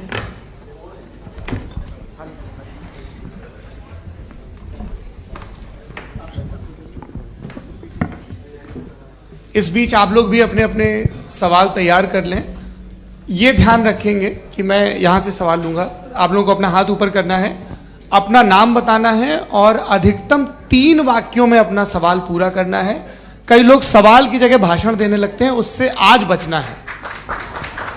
जी मुफ्ती साहब, पहला सवाल आपका, 16 मिनट हैं, हम दोनों लोगों के सवाल लेंगे। जी जी बहुत शुक्रिया। आपकी जो अभी बात हुई बहुत अहम थी, मैं इसको चाहूँगा कि आगे डिस्कस करूँ, लेकिन चूँकि अभी ये वो सेगमेंट है क्रॉस एग्जामिनेशन, तो सबसे पहला सवाल आपसे ये है कि जो मैं इतनी देर से कॉन्टिंजेंसी आर्ग्यूमेंट आपको बता रहा था, ये अकल से ही बता रहा था हजरत, आप ये बताएं कि आप इन्फिनिट रिग्रेस ऑफ कॉजेस को पॉसिबल मानते हैं या नेसेसरी बीइंग के एग्जिस्टेंस को सही समझते हैं? चूंकि 2 ही ऑप्शन हो सकता है, आप ये बताएं। देखिए, आपको मैं ईमानदारी से बात करूं, एक तो मैं कॉन्टिजेंसी वर्ड ठीक से समझता नहीं, और इस वक्त भी जो आपने अंग्रेजी के अल्फाज इस्तेमाल किए वो ज़रा थोड़े से मुझे डिफ़िकल्ट और कॉम्प्लिकेटेड लगे, तो आप ज़रा सिंपल ज़बान में सवाल कर सकते हैं? बिल्कुल कर सकता हूँ। जी। यूनिवर्स की हर चीज कॉन्टिंजेंट होने का मतलब यह है कि वो अपने एग्जिस्टेंस में किसी के ऊपर डिपेंडेड है। जो भी चीज डिपेंडेड होगी वो चीज इंडिपेंडेंट नहीं हो सकती, तो उसका कोई ना कोई कॉज होगा। तो अब आप क्या समझते हैं कि ये इन्फिनिट रिग्रेस है, यानी कॉज पर कॉज, कॉज पर कॉज, कॉज पर कॉज, और कभी कोई यानी ये एंडलेसली चलता रहा? क्योंकि अगर ऐसा होगा तो हम तो एग्जिस्टेंस में आते ही नहीं। लॉजिकली ये मुत्तफक अलैह चीज है, मुत्तफक अलैह, अग्रीड अपॉन। ओके, इस पे हमने एग्री किया था कि मुश्किल शब्द आएगा तो अर्थ बताना पड़ेगा। तो इन्फिनिट रिग्रेस तो पॉसिबल नहीं है, तो कहीं ना कहीं आपको रुकना पड़ेगा ऐसे नेसेसरी बीइंग पर। नहीं, कोई जरूरत नहीं रुकने की। किसने कहा आप रुकना पड़ेगा? आप रुकते हैं खुदा पे, आप नहीं रुकते। आप कहते हैं वो हमेशा से, जब उस वक्त से जब वक्त नहीं था। आप कहाँ रुकते हैं कि अब हुआ था वो? आप नहीं कहते। हम क्यों नहीं मान सकते कि यूनिवर्स जो है और बल्कि मल्टीवर्सेस जो है वो हमेशा से हैं, वो बनती है, बिगड़ती है। एक हमारे यहाँ एक चीज़ है ब्लैक होल, वो समेट लेता है वापस, फिर ब्लास्ट होता है, फिर फैल जाता है। और इसमें हमारी तो खैर कोई औकात ही नहीं है इंसान की। एक छोटे से ज़र्रे पे हम 50-60 साल की उम्र रखते हैं, जो करोड़ों अरबों साल की कायनात है उसमें, और पैदा भी नहायत ही बेहुदा वजह से हुए थे। तो इसमें ये सोचना कि इसकी वजूहात और ये क्यों है, ये डिपेंडेंट है, ये हम देख रहे हैं। क्या मालूम, आप सोचिए कि ये जो फैल रही है कायनात, ये कहाँ फैल रही है, ये कहाँ जा रही है, और ये फैल क्यों रही है? अरे बना ली थी तुमने, रुको भैया, काफ़ी है। ये फैल क्यों रही है? ये और कौन सी कायनात जिसे मैं दूरबीन से देखता हूँ तो 2 बिलियन लाइट ईयर पे है, उससे मेरा कोई वास्ता ही नहीं है। 2 बिलियन ईयर यानी अगर मैं 80,000 माइल्स पर सेकेंड से चलूं तो 20 करोड़ साल में वहां पहुंच जाऊंगा। इसकी जरूरत क्या थी? ये दुनिया, ये कायनात तो इंसान अशरफुल मखलूकात के लिए बनाई गई ना। तो ये सब ये टर्म समझ में नहीं आया। इसमें कोई खास समझने वाली बात थी भी नहीं। ये जो अल्टीमेट कहा यह जाता है कि ये जो पूरी यूनिवर्स है, ये जो दुनिया है, ये इंसान के लिए बनाई गई। अच्छा, ये सब इंसान के लिए। क्यों साहब, सही है ना? बिल्कुल, लेकिन इसका ये मतलब नहीं कि किसी चीज के पीछे रीजन आपको नहीं पता तो रीजन नहीं है, इसे कहते हैं नहीं, नहीं, मुझे नहीं पता, लेकिन मेरी जिम्मेदारी नहीं है। वो बिल्कुल सही कहा था उसने, बर्टन रसल ने। आपने उसे मजाक में टाल दिया कि भाई आप एक दावा कर रहे हैं, मैं क्यों कहूं कि ये गलत है दावा? आप प्रूफ कीजिए, मेरे पे जिम्मेदारी ही नहीं है, मैंने थोड़ी कहा है। आप प्रूफ कीजिए कि ये सही है। आप आर्ग्यूमेंट ऑफ कंटिंजेंसी का जवाब ही नहीं दे रहे हैं। पूछना चाहेंगे है? आप सवाल पूछना चाहेंगे मुफ्ती साहब से? क्योंकि ये क्रॉस एग्जामिनेशन का दौर है। आप जैसे पहले बोल रहे थे फेथ को लेकर कुछ, मैं ये पूछना चाहूँगा कि खुदा ने जो भी रेवलेशन किए हैं, एक मज़हब के नहीं बहुत से मज़हबों में किए हैं, अलग अलग रेवलेशन है।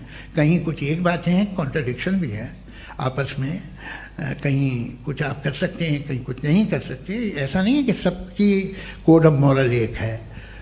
तो ये किस्सा क्या है? अब आप ये देखिए कि मुझे कभी कभी लगता है कि जो फुटबॉल फाइनल होता है, लाखों लोग होते हैं, फिर वो टीवी कवर कर करोड़ों लोग, अगर उसमें खुदा की एक बूमिंग आवाज़ आ जाती, मैं गॉड हूँ, तो सारे लोग अभी सुन लेते और टीवी पे भी सुन लेते, किस्सा खत्म होता। ये इतनी राजदारी क्या है कि तुम सामने कुछ तो सबूत दे दो हमें सॉलिड।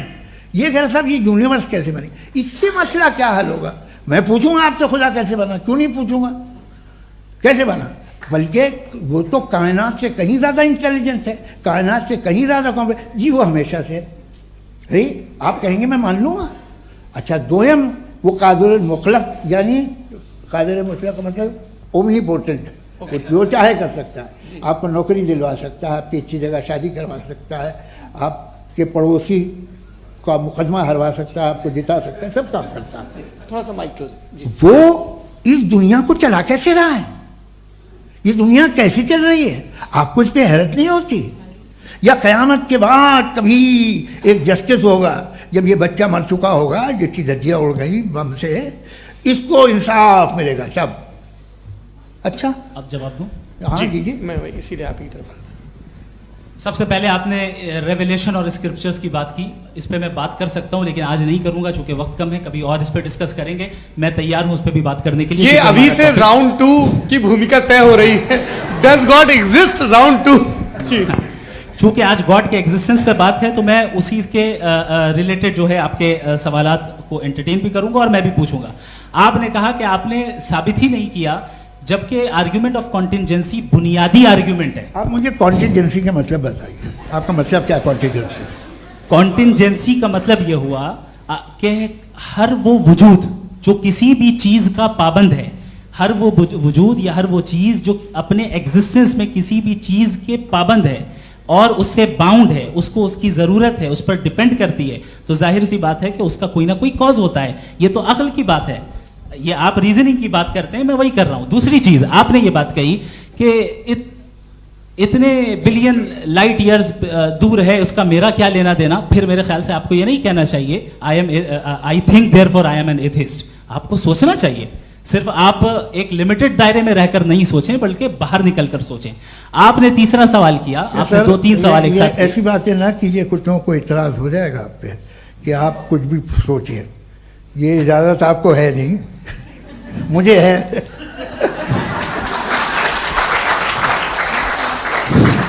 जी, आपने प्रॉब्लम ऑफ इविल के ताल्लुक से सवाल किया और बार बार आप एक लफ्ज रिपीट कर रहे हैं कि ओमनीपोटेंट गॉड है, ऑल पावरफुल गॉड है। यही तो दरअसल समझना है कि गॉड का कॉन्सेप्ट क्या है। प्रॉब्लम ऑफ इविल जो है, प्रॉब्लम ऑफ इविल दर हकीकत 2 असम्पशंस पर कायम है। अगर आप इन 2 असम्पशंस को समझ जाएं तो ये प्रॉब्लम नहीं रहेगी, आर्ग्यूमेंट आपको समझ में आ जाएगी कि ये कोलैप्स कर जाता है। पॉइंट नंबर 1, यानी जो आपका सबसे पहला फॉल्स असम्पशन है कि गॉड मर्सीफुल है, ओमनीपोटेंट है, दुनिया में जुल्म हो रहा है। लेकिन आपको यह समझना चाहिए कि हमारे वर्ल्ड व्यू के मुताबिक गॉड सिर्फ ओमनीपोटेंट और सिर्फ मर्सीफुल नहीं है, बल्कि वो ऑल वाइज भी है और वो ऑल नोइंग भी है। उसके हर काम के पीछे हिकमत और विजडम है। ये कोई जरूरी नहीं है कि वो हिकमत और विजडम आपको समझ में आए या मुझे समझ में आए।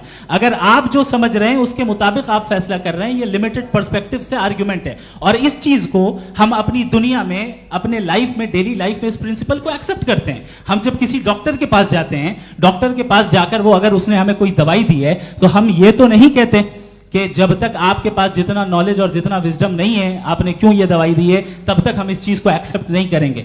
नहीं कहते, हम उसकी अथॉरिटी को तस्लीम करते हैं। क्यों? क्योंकि उसकी हम जानते हैं कि वो नॉलेजेबल है, वो विजडम वाला है, हमसे ज्यादा नॉलेज और हमसे ज्यादा विजडम है। बताएं सर। नहीं, डॉक्टर में और खुदा में बड़ा डिफरेंस है। डॉक्टर पढ़ा लिखा होता है एक, तो मैं उसकी बात सुनूंगा। दोयम ये नहीं, कुछ जवाब तो ये भी नहीं है सर। प्लीज, अगर सब ऑडियंस से बोलने लगेंगे तो फिर मतलब नहीं सिविलाइज्ड बहस का। मतलब आप ये कहें कि चूंकि आप डॉक्टर पे बिलीव करते हैं इसलिए खुदा पे बिलीव किए, क्या ये मिसाल आपको समझाने के लिए आर्गुमेंट है, इस पे आपको एतराज नहीं है। तो सिंपल बात ये है कि मैं अगर ये यकीन कर लूँ कि एक ओमनीपोटेंट, उसकी मसलहत है, ये जो बच्चे मर रहे हैं ये मसलहत है उसकी, मुझे नहीं चाहिए थी मसलहत। उसकी मसलहत नहीं, यही तो समझना है, मतलब एक्सपीरियंस। अच्छा, इस आपने अभी मेरी बात पूरी सुनी नहीं। मैंने कहा आपका पूरा आर्ग्यूमेंट दो फॉल्स असम्पशंस पर है। एक फॉल्स असम्पशन मैंने बता दिया, दूसरा फॉल्स असम्पशन ये है कि इस दुनिया में इविल के होने का कोई गुड रीजन नहीं है, जबकि हमारे पास बाज रीजंस मौजूद हैं, हमारे पास बाज वजूहात मौजूद हैं। अगर इस दुनिया में इविल ना हो तो आप गुड को डिफाइन कैसे करेंगे? अगर जुल्म ना हो आप इंसाफ को समझेंगे कैसे? अगर तारीकी ना हो तो आप लाइट को समझेंगे कैसे?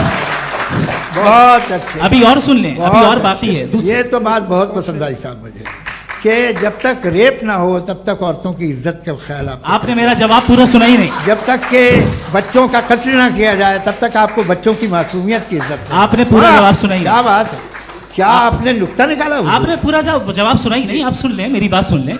ये मैंने आपको एक चीज बताई। दूसरी चीज, इस दुनिया में हम आए हैं टेस्ट के लिए, हमारा टेस्ट हो रहा है और हर इंसान का अलग अलग अंदाज में टेस्ट होता है। और इस दुनिया में अगर इविल मौजूद है तो वो इविल जरिया है हमारे अंदर ह्यूमन नोबल क्वालिटीज को डेवलप करने का और अलग अलग फील्ड में प्रोग्रेस करने का। और अगर हमारे अंदर और इस दुनिया में इविल नहीं होता तो बताइए टेस्ट का मतलब क्या होता? अगर मैं अपने स्टूडेंट को एमसीक्यूज दूं और उसमें सिर्फ राइट आंसर लिख कर दे दूं और कहूं तुम्हारा टेस्ट हो गया, ये मीनिंगलेस है। इस दुनिया में अगर हम टेस्ट के लिए आए हैं तो जाहिर है गुड एंड इविल दोनों मौजूद है। तो अगर गुड एंड इविल दोनों मौजूद है तो ये इविल भी खुदा का बनाया हुआ है? जी हाँ, खुदा का बनाया हुआ है। लेकिन अच्छा, चलो अच्छी बात। जी बिल्कुल, तो बिल्कुल खुदा ने बनाया। अभी तो ये है कि जो मेजॉरिटी है दुनिया में वो इविल है, तो ये खुदा एक्चुअली इविल के साइड पे लग रहा है मुझे। बिल्कुल भी नहीं, मैं बताता हूं। मेजॉरिटी में तो वो है। क्या बात कर रहे हैं भाई आप? कोई भी जो मुंसिफ होगा, चाहे आपका अपना घर हो जिसके आप सबसे बड़े हैं, चाहे आपकी ऑर्गेनाइजेशन हो जो आप चलाते हैं, वहां पर आप इविल रखेंगे साबित करने को कि बाकी लोग शरीफ हैं। मेरी बात सुनिए, क्या ये आर्ग्यूमेंट ही गलत है? अगर कि जब तक के कोई इविल नहीं होगा तब तक के शरीफ आदमी शरीफ नहीं लगेगा। अगर एग्जामिनर गलत ऑप्शन दे रहा है तो एग्जामिनर इविल नहीं हो गया, जो गलत ऑप्शन को सेलेक्ट कर रहा है वो फेल होगा। क्रिएटर ने इविल को बनाया है लेकिन वो इविल नहीं है। अच्छा सुनिए मेरी बात, लेट मी कंप्लीट सर।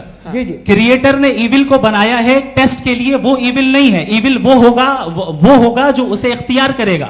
छुरी को बनाने वाला गलत नहीं होता है, छुरी का गलत इस्तेमाल करने वाला गलत होता है। रेप को कैसे गलत इस्तेमाल करते हैं? रेप इंसान के फ्री विल का नतीजा है। ये रेप कैसे गलत इस्तेमाल होता है? ये अब सुन ले, गलत इस्तेमाल होता है। हाँ मैं बता रहा हूँ ना, कैसे गलत? मैं बता रहा हूँ कि जो इविल इस दुनिया में मौजूद है उसके कई सारे तरीके हैं। एक तरीका इंसान का अपना फ्री विल है। अब अगर कोई रेपिस्ट रेप कर रहा है तो इसका गॉड का कसूर नहीं है, वो अपने फ्री विल का गलत इस्तेमाल कर रहा है, उसको सजा मिलनी चाहिए। अच्छा, और उसी के लिए जहन्नम बनाई गई है। ये फ्री विल का भी बड़ा चक्कर। आप जब कोई बुरा काम करते हैं या कोई बुराई होती है तो ये कहा जाता है कि ये फ्री विल है। 7 billion free wills are moving on this planet. 7 billion free will. और एक आदमी अपनी फ्री विल से मुझे कत्ल कर दे तो मैं खुदा की मर्जी से मरा हूं कि इसकी फ्री विल की वजह से? मेरी मौत खुदा के हाथ है या ये फ्री विल वाले के हाथ है? खुदा ने फ्री विल का निजाम बनाया है और उस निजाम का गलत इस्तेमाल करके कोई आपको मार रहा है, इस्तेमाल करके मेरा कत्ल कर देता है। अब मेरी मौत का जिम्मेदार कौन है? वो इंसान जिम्मेदार है। वो इंसान जी। तो ये कहना कि और उसको सजा मिलेगी। तो अब आप आगे चलिए कि ये तय करना कि अल्लाह ही या खुदा, सॉरी अल्लाह ने, खुदा ही जिंदगी देता है, खुदा ही मौत देता है, ये गलत है। बिल्कुल गलत नहीं है। हाँ, नहीं, निजाम उसी ने बनाया फ्री विल का, निजाम मौत और हयात को उसी ने बनाया। You are contradicting yourself. अभी आपने कहा कि एक आदमी ने फ्री विल से आपको मार दिया, इसमें उसे फ्री विल दी गई थी, उसने गलत इस्तेमाल किया। 7 billion free wills are moving on this planet, और आप चाह रहे हैं कि मैं सिर्फ खुदा का ध्यान करूं। ये 7 बिलियन फ्री विल्स को मुझे लुक आफ्टर करना पड़ेगा कि नहीं? ये तो तबाहियां कर रही हैं और तबाहियां ज्यादा हो रही हैं। बिल्कुल। तो अगर आप बताएं अगर खुदा नहीं है फॉर एग्जाम्पल, तो आप इविल को कैसे डिसाइड करेंगे? यानी how can you define evil objectively without God? देखिए, दुनिया में 2 तरह के जानवर हैं, एक जो अकेले रहते हैं जंगल में और एक जो ग्रुप्स में रहते हैं। ग्रुप में जो भी रहेगा, चाहे वो आपका फाउंडेशन हो, चाहे कोई क्लब हो, चाहे कोई पॉलिटिकल पार्टी हो, चाहे कोई यूनिट हो, उसमें आपको इंटरैक्ट करने के रूल बनाने पड़ेंगे। यानी लोग तय करेंगे। लोग तय करेंगे। अगर लोगों ने ये तय किया कि किसी का रेप करना सही है, आप जस्टिफाई करेंगे? नहीं, आपका फाउंडेशन तो ये हो गया ना कि लोग ही विल डिसाइड करेंगे। नहीं, अरे दुनिया में ऐसे ग्रुप्स हैं जो रेप को जायज मानते हैं सर्टेन हालात में। मैं डिटेल में नहीं जानूंगा, आप भी जानते हैं। ये जो आईसिस वाले थे, इन्होंने क्या किया था, तो उन्होंने क्या किया उसका खुदा से कोई ताल्लुक नहीं है सर। मैंने सिंपल सवाल किया कि इविल को आप डिफाइन करते कैसे हैं? आइए वापस आइए जी। आप साथ में तभी रह सकते हैं जब कुछ आप ऐसे उसूल डेवलप करें जिसमें हर एक का बेसिक तहफ़्फ़ुज़, हर एक का बेसिक राइट हो और हर एक को कोई आराम मिले। यही तरीका है किसी भी ऑर्गेनाइजेशन जिसमें एक से ज़्यादा लोग हैं और वो ऐसे चलती है ज़िंदगी। उसमें अगर आप गड़बड़ करेंगे तो तबाही होगी, नुकसान होगा, बर्बादियाँ आएंगी। और अगर उसमें आप घर ले लीजिए ना, एक हस्बैंड है, एक वाइफ है, बच्चे हैं, वालदा भी हैं, 2 बहनें भी हैं, एक भाई भी है।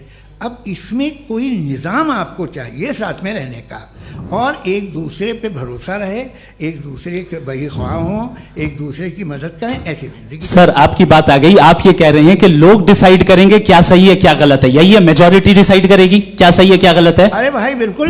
मेजॉरिटी अगर ये कहे कि नाजी जर्मनी के साथ जिस तरह मेजॉरिटी थी कि जेनोसाइड करना सही, आप जस्टिफाई करेंगे? उस वक्त आपका ये सवाल सिर्फ उसके बाद क्लोजिंग। हाँ, उस वक्त प्लेनेट पे जो लोग थे, उनमें कितने लोग हिटलर को सही समझते? अच्छा, प्लेनेट की मेजॉरिटी तय करेगी, सोसाइटी की नहीं। प्लेनेट की मेजॉरिटी गॉड के एग्जिस्टेंस को सही मानती है, आप क्यों नहीं मानते?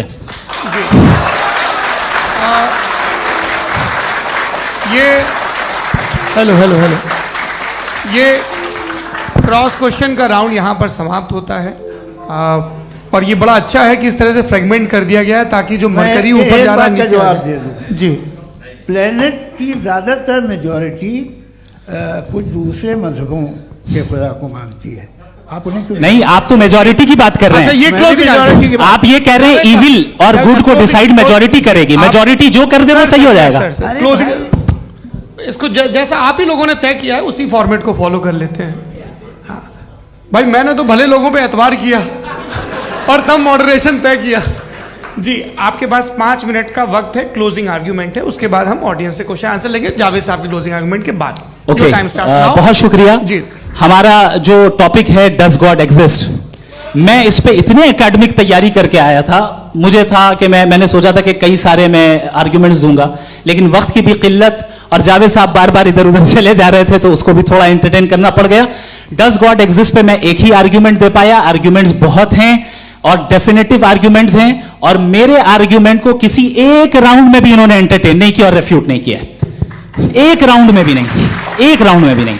और ना ही अभी आपका क्लोजिंग आर्ग्यूमेंट आएगा, नहीं, वो बता देना। Argument of contingency sir. अरे मैं आपसे कई बार कह चुका हूं कंटीजेंसी का मतलब अब मैं कैसे समझाऊं आपको? आपस में हाँ, आप और कितने आसानी से समझाऊं मैं, मुझे तो नहीं समझ में आ रहा है।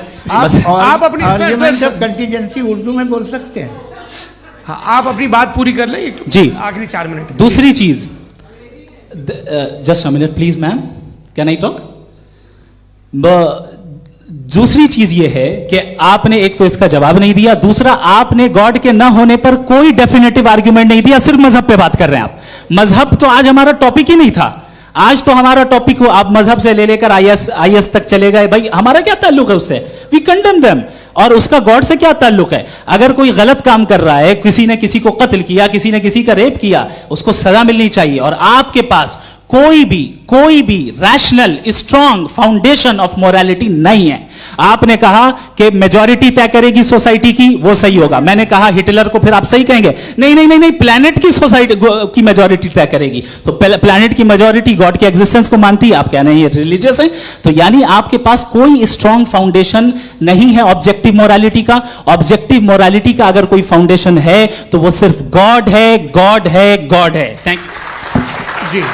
ये मुफ्ती शमाइल नदवी साहब का क्लोजिंग आर्ग्यूमेंट था। अब हमारे पास जी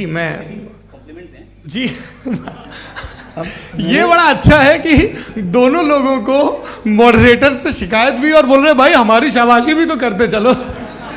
अब मेरी बात जी, आपके पास जावेद अख्तर साहब 5 मिनट का वक्त है। ये आपका क्लोजिंग आर्ग्यूमेंट है, टाइम रीसेट कर दें जी। देखिए, बहुत सारी बातें हैं। गॉड का डेफिनेशन दुनिया के किसी भी रिलीजन में है कि वो ओमनीपोटेंट है, ओमनीप्रेजेंट है, he is just, he is kind, he loves you and so on. मैं जब दुनिया देखता हूँ तो मुझे कोई ऐसा सुप्रीम पावर यहाँ दिखाई नहीं देती है जो इंसान की बहबूदी के लिए कुछ कर रही हो, कमज़ोर को बचा रही हो, मदद कर रही हो, जालिम को पीछे हटा रही हो। मैं नहीं देखा, तारीख़ में नहीं। एक तो अगर है और ये देख रहा है तमाशा, तो उसका होना न होना बराबर है। दोयम ये कि ये जो है, जब आप ये कहते हैं कि कायनात जिसकी कंटीजेंसी है, मैं देखिए वो लफ्ज़ इस्तेमाल किया मैं, तो ये कैसे हो सकती है भाई? और फौरन आप सरेंडर कर देते हैं कि जाहिर है कि इसका बनाने वाला तो इससे 10,000 गुना ज़्यादा कॉम्प्लिकेटेड होगा। उस पर आपके होने पे कोई इतराज़ नहीं है। उसे वो टाइमलेस है, वो पहले से था, टाइम तो बहुत बाद में आया। ये सब आप मानने को तैयार है जिसका आपके पास कोई सबूत नहीं, आपके पास कोई रीज़न नहीं। आपकी तारीख क्या है मजहबों की? बिलीफ की, जो खुदाओं का बिलीफ है, ये कॉन्स्टेंटली गलत साबित होता रहा है। मतलब आप कहें कि अरिस्टोटल के ज़माने में तो सब जाहिल थे, वो भी इतने ही यकीन से खुदा पे यकीन रखते थे, जो अब नहीं रहा। ये भी नहीं रहेगा, आप लिख लीजिए। और इसके आसार आपको दुनिया में दिखाई देना शुरू हो चुके हैं। ये बहस क्या आज से 100 साल पहले इस तरह हो सकती थी? यहाँ तक तो आपको हम ले आए हैं। तो सर अरे इनको मदद की जरूरत नहीं भाई, ये सेल्फ सफिशिएंट आदमी है, आप क्यों इनकी मदद कर रहे हैं? Sir please. तो ये जो है तमाम बातें अपनी जगह हैं। ये एक पैकेज है। आप अकेले, कोई आदमी ऐसा नहीं जो सिर्फ गॉड को मानता हो, उसके साथ बहुत पैराफर्नेलिया आता है, अलग अलग पैराफर्नेलिया आते हैं। They have always created chaos in the society.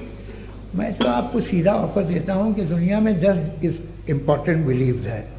आप 1 मानते हैं, 9 नहीं मानते, 9 में आप एथियस्ट हैं, 9 को आप बिल्कुल रीजनेबली मेरी तरह देखते हैं।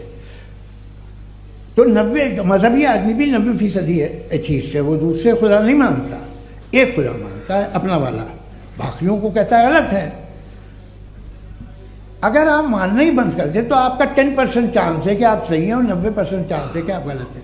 मेरा मशवरा है, आप मानना छोड़ दिए तो 50% चांस होगा कि आप सही हैं और 50% चांस होगा, 40% आप गेन करेंगे बाय बिकमिंग एथियस्ट।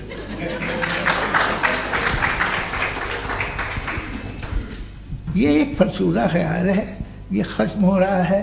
हो सकता है मेरी ज़िंदगी में ना हो, लेकिन ये हो जाएगा। जो बातें ये इनको आप मेटाफिजिकल, ये वो ऐसे रिस्पेक्टेबल टर्म दे दिए, ये तो उन लोग के हैं जिन्हें ना फिजिक्स मालूम थी ना मेटा मालूम था, ये उन्होंने आपको दिए हैं। जी बहुत शुक्रिया आप दोनों लोगों का। और अब इस बातचीत का आखिरी राउंड शुरू होगा, डज गॉड एग्जिस्ट की ये बहस मुफ्ती शमाइल नदवी और जावेद अख्तर साहब के बीच। आप लोग अपने अपने हाथ ऊपर करेंगे, मैं यहाँ से तय करूँगा। और माइक हमारे पास है क्या? एक ही माइक है ऑडियंस के लिए? 2 माइक है, एक इस तरफ एक इस तरफ, ठीक है। तो जी सबसे पहले हमारी सहयोगी है मारिया शकील जी, पूछिए सवाल। थोड़ा सा रुकेंगे ताकि कैमरे का फ्रेम आप पर आ जाए, आपकी तो प्रैक्टिस है टीवी की। जी नदवी साहब, मैं खुदा को मानती हूँ, पहले मैं इसी प्रमाइस से शुरू कर रही हूँ और ये बता रही हूँ आपको, मैं मानती हूँ, लेकिन कुछ सवाल हैं जो जावेद साहब ने उठाया, उसका जवाब आपको देना चाहिए। पहला सवाल ये कि गज़ा में सालों से छोटे बच्चे मर रहे हैं, वो उनको, अगर खुदा मर्सीफुल है, हम मानते हैं कि अल्लाह ताला में बहुत ताकत है, तो वो बच्चे क्यों मर रहे हैं?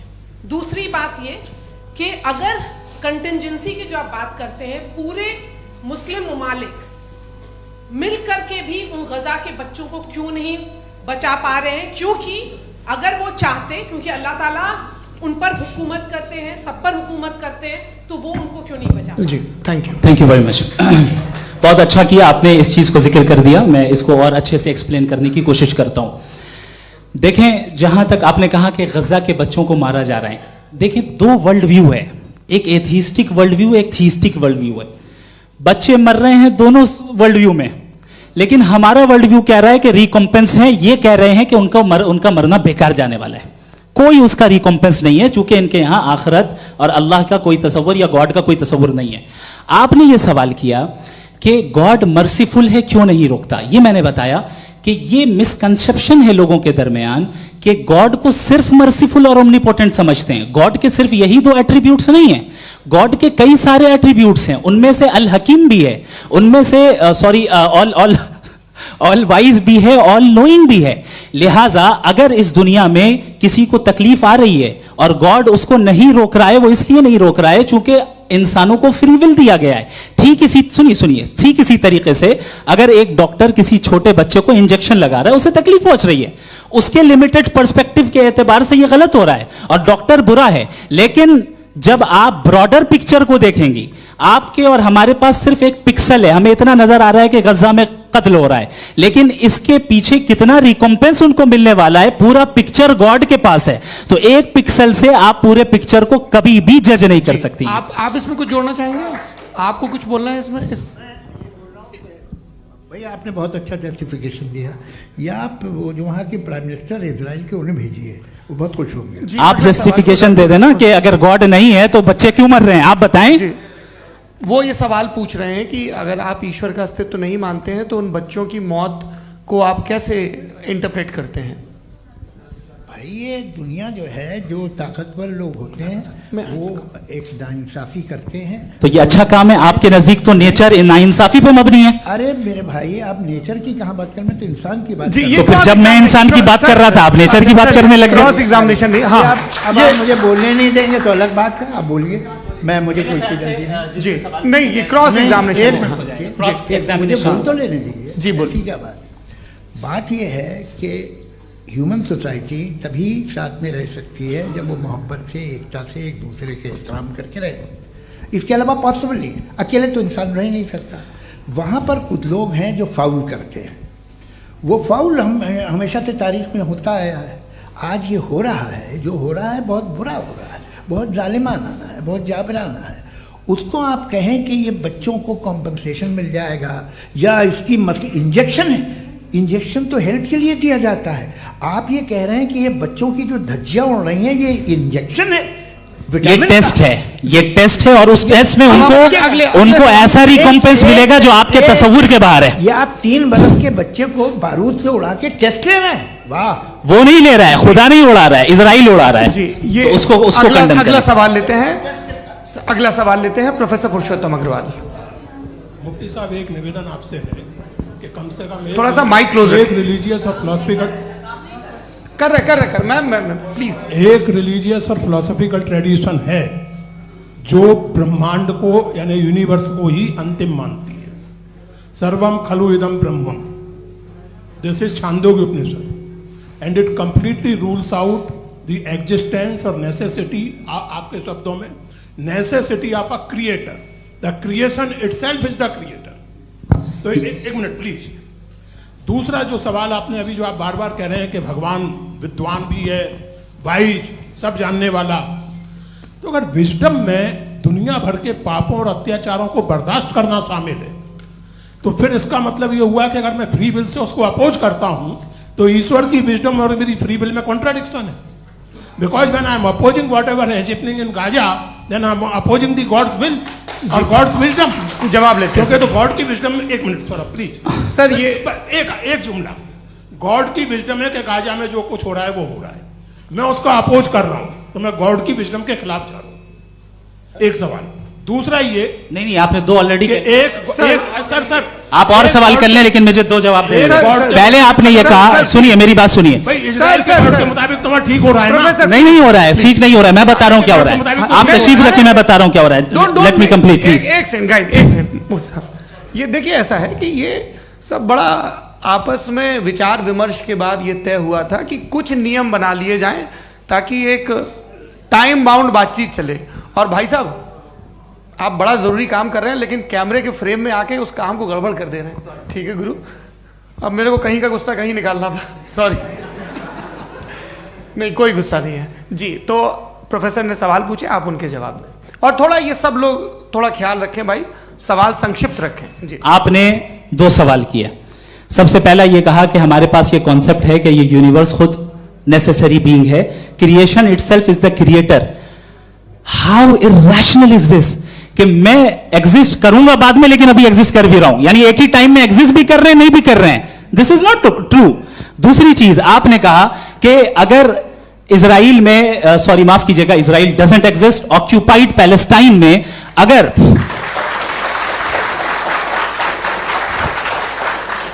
ऑक्यूपाइड पैलेस्टाइन में बच्चों को मारा जा रहा है फ्री विल की वजह से और गॉड नहीं रोक रहा, ये कॉन्ट्रडिक्शन है। ये बताइए कि एक एग्जाम में एक बच्चा गलत आंसर लिख रहा है, सुनिए, एग्जामिनर चाहे तो रोक सकता है, क्यों नहीं रोक रहा है?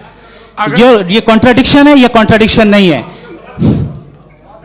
माइक नहीं सर, ये आपस में जी, ये क्या आपका सवाल?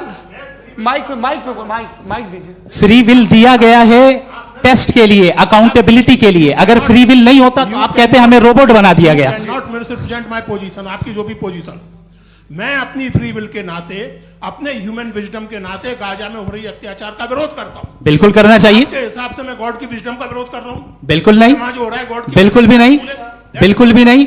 उसका वहां पर गाजा में कत्ल होना ये इंसानों के गलत इस्तेमाल का नतीजा है, फ्री विल के इस्तेमाल का नतीजा है। गॉड इसका हुक्म नहीं देता, उससे रोकता है। यही तो मसला है ना, आपके लिए कॉन्सेप्ट क्लियर नहीं भाई, आपने तो बताया था इंजेक्शन लगाने से बच्चे को तकलीफ होती है, ये इंजेक्शन लगा। सर आप ऐसे रेटोरिक स्टेटमेंट दे तब तो कोई मसला नहीं समझते रहेंगे। This is a rhetoric statement, this is not a logical argument sir. I am sorry, I am sorry. आखिरी 30 मिनट बड़े मुश्किल होने वाले हैं जी। मुफ्ती साहब आगे बैठे हैं, इनको माइक दीजिए। हाँ तरुण, माइक आप अपने पास रखिए, आपको कैमरे का फ्रेम पता है जी। सबसे पहले दोनों को मुबारकबाद। एक सर अपना आप नाम बता दें। आप अमेरिका में शिकागो में रहते हैं, इतना मुझे याद है। बताया आपको, यासिर नदीम अलवाजदी मेरा नाम है। जावेद सर, आपसे एक क्वेश्चन है इन्फिनिट रिग्रेस के ताल्लुक से। एक हाइपोथेटिकल सिनेरियो है, मसलन अगर आप सर माइक थोड़ा सा प्लीज क्लोज रखिए जी। अगर आप शायर इसलिए हैं कि आपके कोई उस्ताद शायर थे, और वो इसलिए शायर थे कि उनके कोई उस्ताद शायर थे, और इसी तरीके से हम माजी में पीछे चलते चलते चले जाएं और कहीं ना रुके, तो माफ कीजिएगा आप कभी शायर नहीं हो सकते। लेकिन आप शायर हैं, आपका शायर एग्जिस्ट करता है, इसका मतलब ये है कि आप कहीं ना कहीं रुके हैं। तो मेरा सवाल ये है कि क्या आप इन्फिनिट रिग्रेस ऑफ कॉजेस को लॉजिकल फैलेसी मानते हैं या नहीं मानते? हाँ या ना? मैं इन्हें लॉजिकल फैलेसी नहीं मानता हूँ, लेकिन मेरा प्रॉब्लम यह है कि जब मैं नहीं मानता हूँ तो I will continue with this logic जो फैलेसी नहीं हो। आप एक जगह रुक जाते हैं जाके, आप कहते हैं ये गेंद कैसे बनी, ये जजीरा कैसे बना, ये समंदर कैसे बना, ये ज़मीन कैसे बनी, और अचानक गॉड पे जाके आपको ब्रेक लग जाता है। एक बार आप सवाल नहीं करते कि भाई इनको बनाने वाला तो इनसे भी कॉम्प्लिकेटेड होगा, वो कैसे बना, उसके बारे में आपने इत्मीनान कर लिया, वो हमेशा से है। तो अगर आप उसे हमेशा से मानते हैं तो फिर ये मान लीजिए कि कायनात हमेशा से है, क्या तकलीफ है? हम वजूद में नहीं आते जी है? हम मौजूद नहीं। अच्छा सर क्यों नहीं हो मैं बताऊं प्लीज प्लीज। जैसे मैंने मिसाल दी आपके शेर, आपका शेर कभी वजूद में ना आता अगर शायर इसी तरह चलते रहते हमेशा। जी माइक मेरे ख्याल से एक सेकंड, इन्फिनिट रिग्रेस का कॉन्सेप्ट क्लियर नहीं हो पाया, ऐसे रहने दें, लेट्स मूव ऑन सर। ठीक है, हाँ थोड़ा सा मॉडरेटर का भी ख्याल रखें। नहीं आपने तो रखा है, आपने रखा है। यहाँ पे गौहर रजा साहब हैं, वो भी एक सवाल पूछना चाहते हैं। माइक नीचे से ऑन कर दिए नीचे। पहले तो ये कह दूं कि मैं उन बच्चों से शर्मिंदा हूं जिनको गजा में कत्ल किया गया, क्योंकि हमारे होते हुए कत्ल किया गया। लेकिन उससे ज्यादा शर्मिंदगी इस बात से हुई कि मुझे लगा कि मुफ्ती साहब उसको जस्टिफाई कर रहे हैं। बिल्कुल भी नहीं, आप बहुत ही गलत, मुझे लगा मैं गलत हो सकता हूं। बिल्कुल गलत। मैं सवाल पूछ रहा हूं, सवाल मैं सवाल पूछ रहा हूं। मैं जावेद भाई से डिसएग्री करता हूं। एक सेकंड देखिए, अगर देखिए ऐसा एक सेकंड आप सर वेट अरे आप कुछ मेरे पहले मुझे अपनी बात कह लेने दीजिए। अगर ऑडियंस तय करेगी तो फिर मॉडरेटर का मतलब नहीं। मेरा आप सबसे ये कहना है, ये बहस दो लोगों के बीच में है, एक तरफ मुफ्ती साहब, एक तरफ जावेद साहब। पिछले 1.5 घंटे से ये लोग अपने अपने तर्क रख रहे हैं। आपकी इनसे इत्तेफाकी हो सकती है, ना इत्तेफाकी हो सकती है। मेरे उस्ताद मुझे सिखा गए हैं कि मुखामुखम में असहमति की गुंजाइश बची रहनी चाहिए। अगर मैं आपकी बहुत इज्जत करता हूं गौहर साहब, आपने जो कमाल की किताबें लिखी, साइंटिफिक टेम्परामेंट, लेकिन मेरी ये गुजारिश है आप सबसे कि यदि आप इन लोगों ने जो बोला उन पर टिप्पणियां करेंगे तो ना वक्त की पाबंदी रहेगी ना वो अनुशासन। आप सवाल पूछ लें, उस सवाल में जो बात आ जाए वो आ जाए। मैं जावेद साहब से डिसएग्री करता हूं, इसलिए जावेद साहब से सवाल पूछ रहा हूं। आपका सवाल जावेद अख्तर साहब से। और सवाल यह है मेरा कि जावेद साहब ने कई बार लॉजिक का इस्तेमाल किया कि साइंस में लॉजिक है और रिलीजन में लॉजिक नहीं है। मेरा ख्याल यह है कि रिलीजन में भी लॉजिक है, लेकिन उस लॉजिक की बेसिस ये है कि आप रुक जाते हैं, जिसका जिक्र जावेद साहब ने बार बार किया, यानी खुदा के तसव्वुर पे आते हुए, गॉड के तसव्वुर पे आते हुए रुक जाते हैं। और इसमें सवाल पूछना मतलब फॉरबिडन होता है। सवाल यह है कि क्या जावेद साहब इससे एग्री करते हैं कि साइंस की लॉजिक अलग है और रिलीजन की लॉजिक अलग है? बताइए सर। देखिए 3 चीज़ें हैं, साइंस है, एक है मंतिक है, इस्तिदलाल है, और एक जो है कुछ भी नहीं है, फेथ है, अकीदा है। मैं अकीदे की लॉजिक का कायल नहीं हूँ। मुझे आप इस्तिदलाल से, लॉजिक से, रीज़न से समझाइए, मैं मानने को तैयार हूँ, मेरा क्या नुकसान होगा। लेकिन ये कि अकीदे पे मैं नहीं जा सकता हूँ। अकीदे का मतलब है कि तुम ये मान लो, सवाल ना करो, ये नहीं। आप सारी बातें करके, बड़ी साइंटिफिक बातें करके एक जगह जाके खुदा के वजूद पे रुक जाते हैं, सरेंडर कर देते हैं। मैं सरेंडर करने को तैयार नहीं। That's all. जी, ये आगे सर बैठे हुए हैं, इनको माइक दीजिए। भाई वो आप पूछना चाह रहे थे ना भाई? हाँ नहीं मैं ये थैंक यू जी। आपका नाम? आसिम इफ्तिखार। आसिम जी, पूछिए। सर जावेद सर से सवाल है कि आपने अपने क्लोजिंग माइक थोड़ा करीब रखिए। अपने क्लोजिंग स्टेटमेंट में ये बात कही थी कि मज़हब का जो फ्यूचर है वो ज़्यादा दिन नहीं जाने वाला है। लेकिन मैं देख पा रहा हूँ कि जो ऑक्सफोर्ड यूनिवर्सिटी की एक स्टडी है 2011 में हुई है, जिसके 50 एकेडमिशियंस ने इसको अंजाम दिया था, उसमें वो ये कहते हैं कि जो फेथ इन गॉड है वो इनबिल्ट है ह्यूमन नेचर के अंदर, जिसको हम कहते हैं फितरत के अंदर शामिल है वो। और वो ये कहते हैं कि अगर कोई ये समझता है कि मज़हब को वो ख़त्म कर देगा तो ये उसकी गलत फहमी है। तो आप इसके बारे में, इस स्टडीज़ के बारे में क्या कहते हैं? ठीक है, मैं उनसे एग्री नहीं करता हूँ। वो कौन से प्रोफेसर होंगे, ऐसा उनके क्या पास डेटा है, इन्होंने डेटा के बेस होगा। डेटा क्या हो सकता है? फ्यूचर का डेटा तो नहीं हो सकता ना उनके पास, प्रेजेंट का डेटा हो सकता है। डेटा आपने सुना 100 साल पहले का बाद का डेटा? मैंने तो नहीं सुना आज तक। तो आज उनकी ये राय है और होगी राय, ठीक है। दुनिया में तरह तरह की राय है लोग, लेकिन मैं समझता हूँ कि वक्त के साथ इंसान ज़्यादा से ज़्यादा रीजनेबल और लॉजिकल होता जा रहा है। आज आप देखिए वेस्टर्न यूरोप में क्या परसेंटेज है नॉन बिलीवर्स की, बहुत हाई। वहाँ चर्च खाली पड़े होते हैं। तो अल्टीमेटली तो इंसान कोई ऐसी बात बहुत अरसे तक नहीं मान सकेगा, चाहे गलत या सही, जो उसे, उसके दिमाग को, उसके जहन को, उसकी लॉजिक को अपील न करे। वो कह रहे हैं तो ऑक्सफोर्ड के होंगे तो कैम्ब्रिज के होंगे, तो मुझे क्या लेना देना। उनका डेटा मुस्तकबिल का नहीं हो सकता है। जी दीपक, हाँ पूछिए। मैं आऊँगा, अभी पीछे की साइड भी आऊँगा, माइक वहीं भेजूंगा 2-3 साल के लिए। जी जावेद साहब, आपसे सवाल है। नमस्ते। अरे भाई सर, अगर आप ही लोग को तय करना है तो फिर 200 लोग तय कर लें। ये एक साथ नहीं sir, please don't do this sir. Everybody has a right sir, but we can only take selected questions. No sir, ये यंग लोग भी हैं तो इनकी ये अब उतने यंग, सुनिए। भाई आप यंग हैं कि नहीं हैं? वो कह रहे हैं आएंगे, वो भी अभी यंग हैं पूछ रहे हैं ना साहब, भाई। आप उनकी नौजवानी पर दावा उनको ही करने थे। हाँ मुफ्ती साहब आप यंग, हाँ पूछे। अरे भैया सर मेरा सवाल ये है, कुछ इनसे भी तो पूछो। जी नहीं, बस आपसे एक सवाल है। जैसे थीस्टों के पास अपने जो ईश्वर को मानते हैं उनके पास अपने सोशल गेट टुगेदर्स हैं। 5 रोज़ आज क्रिसमस आने वाला है, होली है, दिवाली है, ईद है। एथिस्ट क्या ऑफर कर रहे हैं? मतलब मैं इनकी दुकान से बोलूं मैं आना चाहता हूं उस तरफ, पर मैं अट्रैक्ट नहीं हो पा रहा हूं। मैं सोशल गेट टुगेदर्स क्या है आपके पास? वो ये कह रहे हैं कि जो धार्मिक लोग हैं, अलग अलग धर्म के लोग, उनके उत्सव त्योहार कॉन्ग्रेगेशन बहुत हैं। अब आपको मैं एक सुनाता हूँ, यहाँ हिस्टोरियन भी बैठे हैं। मृदुला जी आप बताइएगा सही है क्या? ये एक कॉन्स्टेंटाइन, एक ग्रीक रोमन बादशाह था जो क्रिश्चियनिटी आने के 400 साल बाद उसने डिसाइड किया कि मैं क्रिश्चियन हो जाऊंगा, मेरी पूरी स्टेट कैंसिल हो जाएगी। उस ज़माने में ऐसे ही होता था, राजा जो धर्म इख्तियार करता था वो जनता भी कर लेती थी। इसलिए कि वो हो गया था बैंकक्रप्ट, और उसे जो मेडिटेरियन कोस्ट के रिच क्रिश्चियन वो थे मर्चेंट, उससे पैसा चाहिए था। तो उसने कहा यार क्रिश्चियन हो जाओ। तो उसने अपने वजीर से कहा कि भाई ये हिस्ट्री है कि अब हम लोग क्रिश्चियन हो जाते हैं।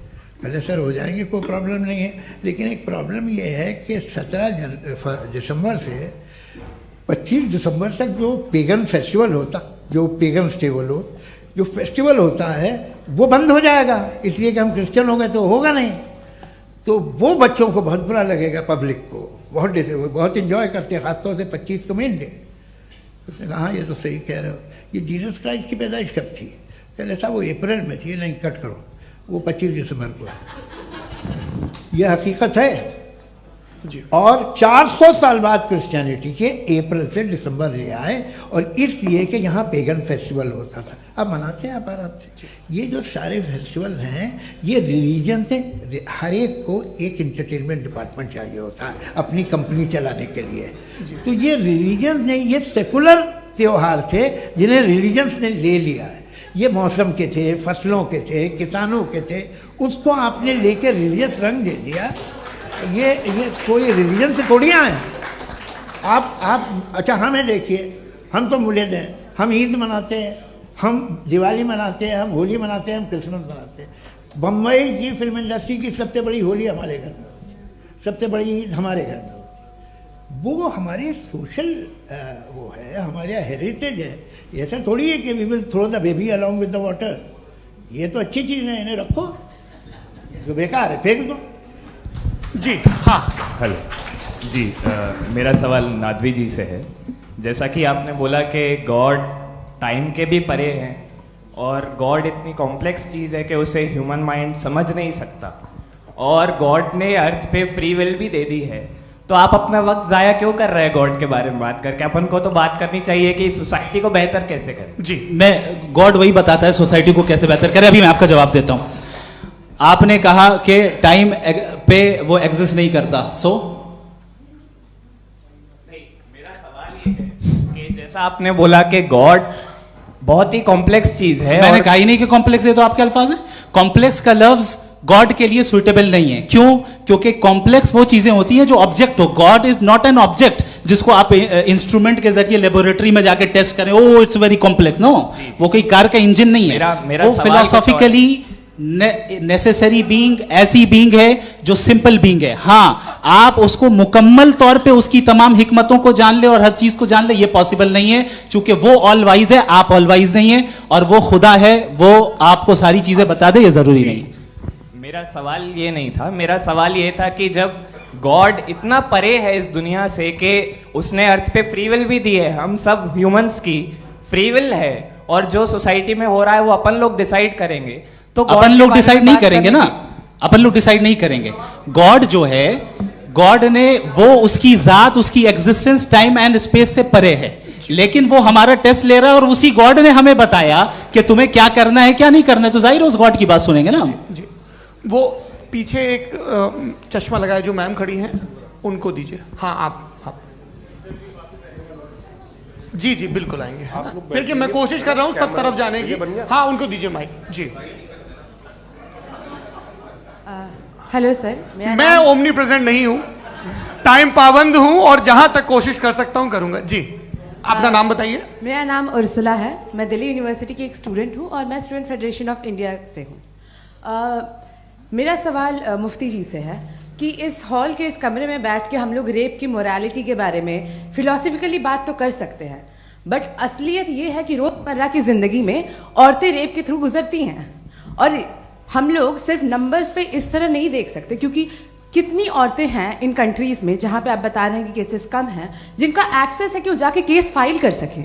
कितनी औरतें हैं जो जिनको काम करने की आज़ादी है उन कंट्रीज में। यूरोप में ये आज़ादी आ गई, यूरोप में ये रूल्स आ गए, तो हम आज उसके बारे में बात कर पा रहे हैं। जी जवाब।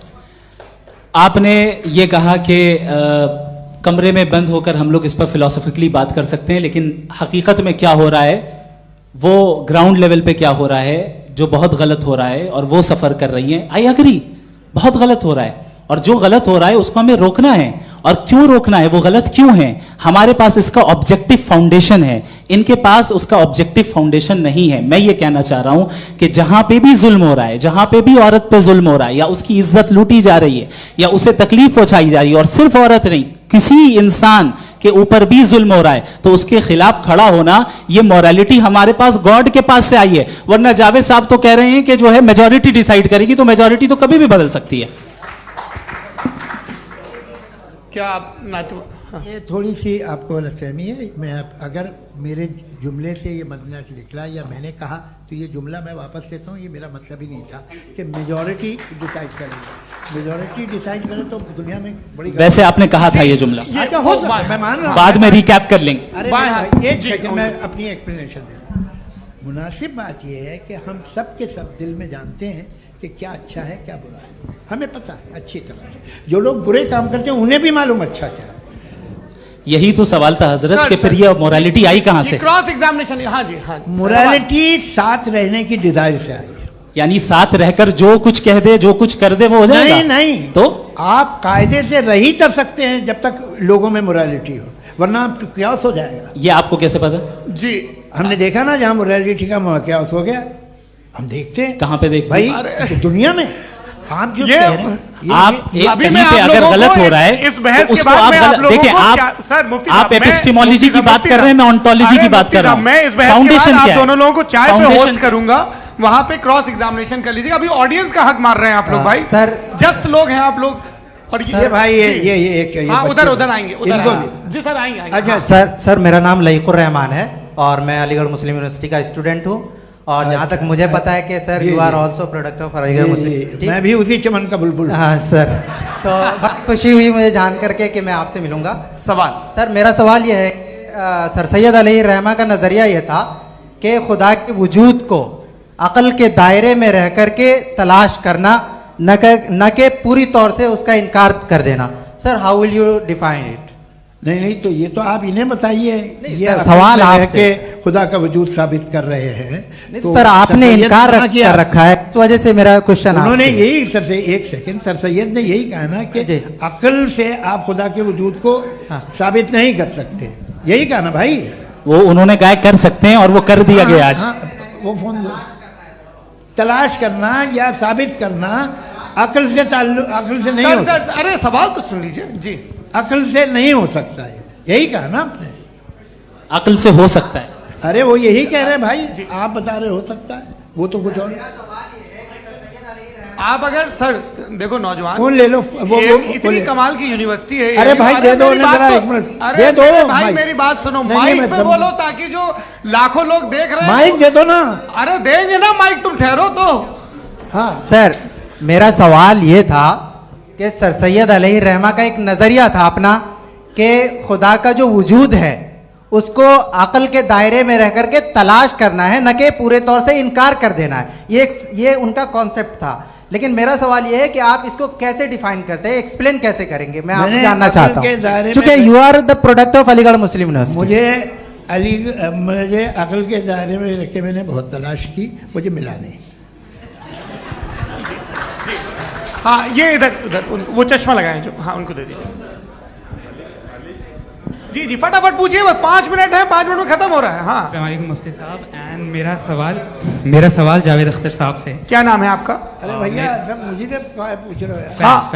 फैज पूछिए फैज साहब। तो मेरा सवाल ये है कि अभी जो एथियस्ट है वो problem of evil argument use कर रहे हैं अगेंस्ट मुस्लिम्स, राइट? कि इस दुनिया में इतना सारा इविल है और अगेंस्ट मुस्लिम तो यहाँ अगेंस्ट थियस्ट। हाँ थोड़ा सा करेक्ट कर लीजिए भाई, पूरी मशक्कत ही इसी बात की थी कि किसी एक मजहब पे बात न टिके। जी, तो बेसिकली ये आर्गुमेंट ऐसा है कि इस दुनिया में इतना ज्यादा इविल एग्जिस्ट करता है और अगर एक ऑल गुड गॉड है तो वो रोकता क्यों नहीं है? लेकिन इस सवाल में एक हिडन अजम्पशन ये है कि इस दुनिया में इविल एग्जिस्ट करता है। अब एथियस्ट ये कैसे ऑन्टोलॉजिकली प्रूव कर सकते हैं कि इस दुनिया में इविल एग्जिस्ट करता है? मैं आपको बताता हूँ, थोड़ा सा समझा। नहीं सर, हम लोग इनको सुनने आए। नहीं please don't do that. I want to explain ontologically. नहीं हम समझ गए सर, इनको अब जवाब देने दीजिए। अच्छा सवाल पूछ लो। मैं अभी तक क्या था वो मैं थोड़ा सा ऐड ऑन कर लेता हूँ। तुम गुरु, तो हम जब इसका राउंड 13 करेंगे ना तब तुमको स्टेज पे बिठाएंगे। जी तो हाँ जल्दी से। तो देखिए एथियज्म के हिसाब से सब कुछ रैंडमली बन गया है, सब कुछ एटम्स और मॉलिक्यूल्स है। एक पत्थर में और मुझ में सिर्फ इतना फर्क है कि हम लोग एटम्स और मॉलिक्यूल्स का अलग अलग रीअरेंजमेंट है। अब एक पत्थर को कोई इंसान तलवार से 2 टुकड़ों में काट दे या मुझे, according to atheism it is same, there is no evil and good according to atheism. जी अच्छा, फैज साहब का सवाल ये है कि हाँ कोशिश भी करते तो इससे गलत सवाल नहीं कर पाते। एक लाइफ फॉर्म है और लाइफ फॉर्म में फीलिंग्स हैं, मतलब लाइफ फॉर्म सुनता है, देखता है, टेस्ट कर सकता है, फील कर सकता है, तो उसकी जो ये जो क्वालिटी इस बबल में आ गई हैं वो जानवर में भी है, इंसान में भी है। तो जाहिर है कि उसे कोई तकलीफ पहुंचेगी, तो चूंकि उसके पास वो सेंसिटिविटी है तो मैं करेगा। पत्थर में वो सेंसिटिविटी नहीं है। तो ये क्या सवाल हुआ कि अगर पत्थर को काटा तो पत्थर को तकलीफ नहीं होती, तो आपको काटे तो आपको क्यों तकलीफ हो? बैठ जाइए। जी हाँ, अगला सवाल। हाँ पूछे जी जावेद अख्तर साहब। अरे भैया सब आप लोग मुफ्ती साहब को छोड़ रहे हैं, तो मेरे ही पीछे पड़े हैं क्या? फिर चलो बोलो भाई। You asked how God can exist when children die in Gaza. हाँ? You asked how God can exist when children die in Gaza, and you also mentioned the rise of atheism in Europe. But the same events also are leading many atheists and non-believers to turn towards faith. How do you interpret this contradiction, where suffering pushes some away from God, yet brings others closer to belief? आपको एक बात बताऊं, दुनिया perfect तो कहीं भी नहीं है, हर जगह कुछ खामियां हैं। बेटा एक मिनट, आप ही को कहेंगे, देखो वो तो कुछ खामियां, कमज़ोरियां, खराबियां सब जगह है। लेकिन अगर देखोगे ईमानदारी से कि दुनिया सबसे ज़्यादा महज़ब कहाँ है, एक आम शहरी को कहाँ हुकूक हासिल हैं, वो बोल सकता है, अपनी मर्ज़ी से काम कर सकता है, अपनी मर्ज़ी से राय दे सकता है, हुकूमत के ख़िलाफ़ बोल सकता है, बरसरे इक़्तिदार लोगों के बारे में बोल सकता है, सरमायादारों के ख़िलाफ़ बोल सकता है। तो आपको ये स्कैंडिनेवियन कंट्रीज़ में मिलेगा, वेस्टर्न यूरोप में मिलेगा। मैं नहीं कह रहा वो परफेक्ट है, बिल्कुल नहीं, वहाँ बहुत ख़राबियाँ भी हैं, परफेक्ट तो कोई। लेकिन जिन जिन मुल्कों में, लैटिन अमेरिका देखो, गल्फ देखो, वहाँ पर आपको ये ज़रूर है कि रेप नहीं होते होंगे। रेप की ज़रूरत क्या है भाई? उसको तो ख़रीद लो, घर में रखो, सड़क पर रेप करने की क्या ज़रूरत है? मगर सुनिए, मगर हकीकत ये है कि वहाँ शख्सी आज़ादी राय देने की, बोलने की नहीं है। जी ये एक आखिरी सवाल मुफ्ती साहब से। हाँ मैम, इनको माइक दीजिए। शुक्रिया। मेरा नाम मनीषा है, मैं हरियाणा से आई हूँ। मैं मुफ्ती साहब से एक बात पूछना चाहती हूँ। आप बार बार जावेद साहब को कॉन्ट्राडिक्ट तो कर रहे हैं कि आपने ये कहा, लेकिन आप भी अजम्पशंस के बेसिस पे बात कर रहे हैं। आपने खुदा के होने का कौन सा प्रूफ पेश किया है, खुदा की एग्जिस्टेंस का? अब इस सवाल को अलग रहने दीजिए, कौन एथीस्ट है कौन नहीं है। और दूसरी बात जो आपने एक छोटी सी कही थी कि ये फ्री विल का इस्तेमाल करता है इंसान अपनी, लेकिन इस फ्री विल का इस्तेमाल में मतलब खुदा ने ये दे दी सबको ये इजाजत कि वो कितना घिनौनापन और कितने ज्यादा खराब से खराब तरीके इस्तेमाल कर सकते हैं। जवाब सुनते जी। आप फ्री विल को मानती है ना, या अब कहती है कि फ्री विल नहीं है? है ना, मानती है ना? तो अब आपके पास इसका कोई एक्सप्लेनेशन नहीं है कि अगर एक इंसान उस फ्री विल का इस्तेमाल करके गलत काम कर रहा है और बच के अच्छी जिंदगी गुजार के निकल जा रहा है, उसका कोई रिकम्पेंस नहीं है। हमारे वर्ल्ड व्यू में जो इंसान गलत काम कर रहा है उसको भी रिकम्पेंस यानी उसका बुरा बदला मिलना है, और जो सही काम कर रहा है उसको सही बदला मिलना है। लिहाजा जो फ्री विल है वो इस तरीके से है कि एक लिमिटेड टाइम तक खुदा ने मोहलत दी है। ऐसा ही नहीं कि छूट दे दी, जो करना है करते रहो हमेशा। वक्त आएगा जब एग्जाम का टाइम खत्म होगा तब रिजल्ट आएगा, दौराने एग्जाम जबरदस्ती आपको नहीं बताया जाएगा। अरे भाई एक सेकंड, जी एक सवाल मुफ्ती साहब से मेरा, मुफ्ती साहब से एक सवाल, रुक जाइए, आपसे फोन, आप इसके बाद आपसे यही रहेंगे वो। हाँ, बोलिए। मैं मुफ्ती साहब एक ही सवाल करता हूँ कि अगर जो हो रहा है फ्री विल से हो रहा है और एक दिन बरोज़ क़यामत इंसाफ होगा मैशर में वगैरह वगैरह, तो दुआ क्यों मांगते हैं लोग? दुआ मांगते हैं इसके मतलब है अभी भी उसने ये डिपार्टमेंट रखा है कि मैं रोजमर्रा की जिंदगी में बिल्कुल बिल्कुल ही कैन। तो तुम कैन हो, तुम मुझे नौकरी दिला देते हो, मेरे बेटे को ग्रीन कार्ड दिला देते हो और 45,000 बच्चे मरते हो, उन्हें रोकते नहीं हो? नहीं, तो क्या आप ये कह रहे हैं कि इस दुनिया में जालिमों को कभी पकड़ ही नहीं होती है? अरे जो भी पकड़ होगी वो बच्चे रोते हैं। बिल्कुल, देखिए मैंने अपने ओपनिंग स्टेटमेंट में यही कहा था कि जनाब जावेद साहब सिर्फ इमोशनल आर्गुमेंट देंगे। This is an emotional argument. ये छोटे मोटे इसके पीछे का रीजन मैंने बताया क्या है। देखिए मैं बार-बार यहाँ पर मंच से आप लोगों को सज्जनों इसलिए कह रहा हूं ताकि थोड़ा सा आपके कॉन्शियंस पे जोर रहे कि आपको ऑर्डर बचा के रखना है। वक्त तय हुआ था, ये वक्त पूरा हुआ, आपने इतने धैर्यपूर्वक सुना, मैं आप सबका बहुत बहुत शुक्रगुजार हूं। यदि इन दोनों विद्वानों की इच्छा होगी तो कभी हम इस बातचीत का राउंड 2, राउंड 3, यही तो देखिए खूबी है इंसान की कि बहस मुबाहसे में वो पड़ा रहता है। आप लोगों ने बड़े धैर्य का परिचय दिया, बहुत बहुत शुक्रिया। इसी के साथ ये बातचीत यहाँ पे समाप्त होती है।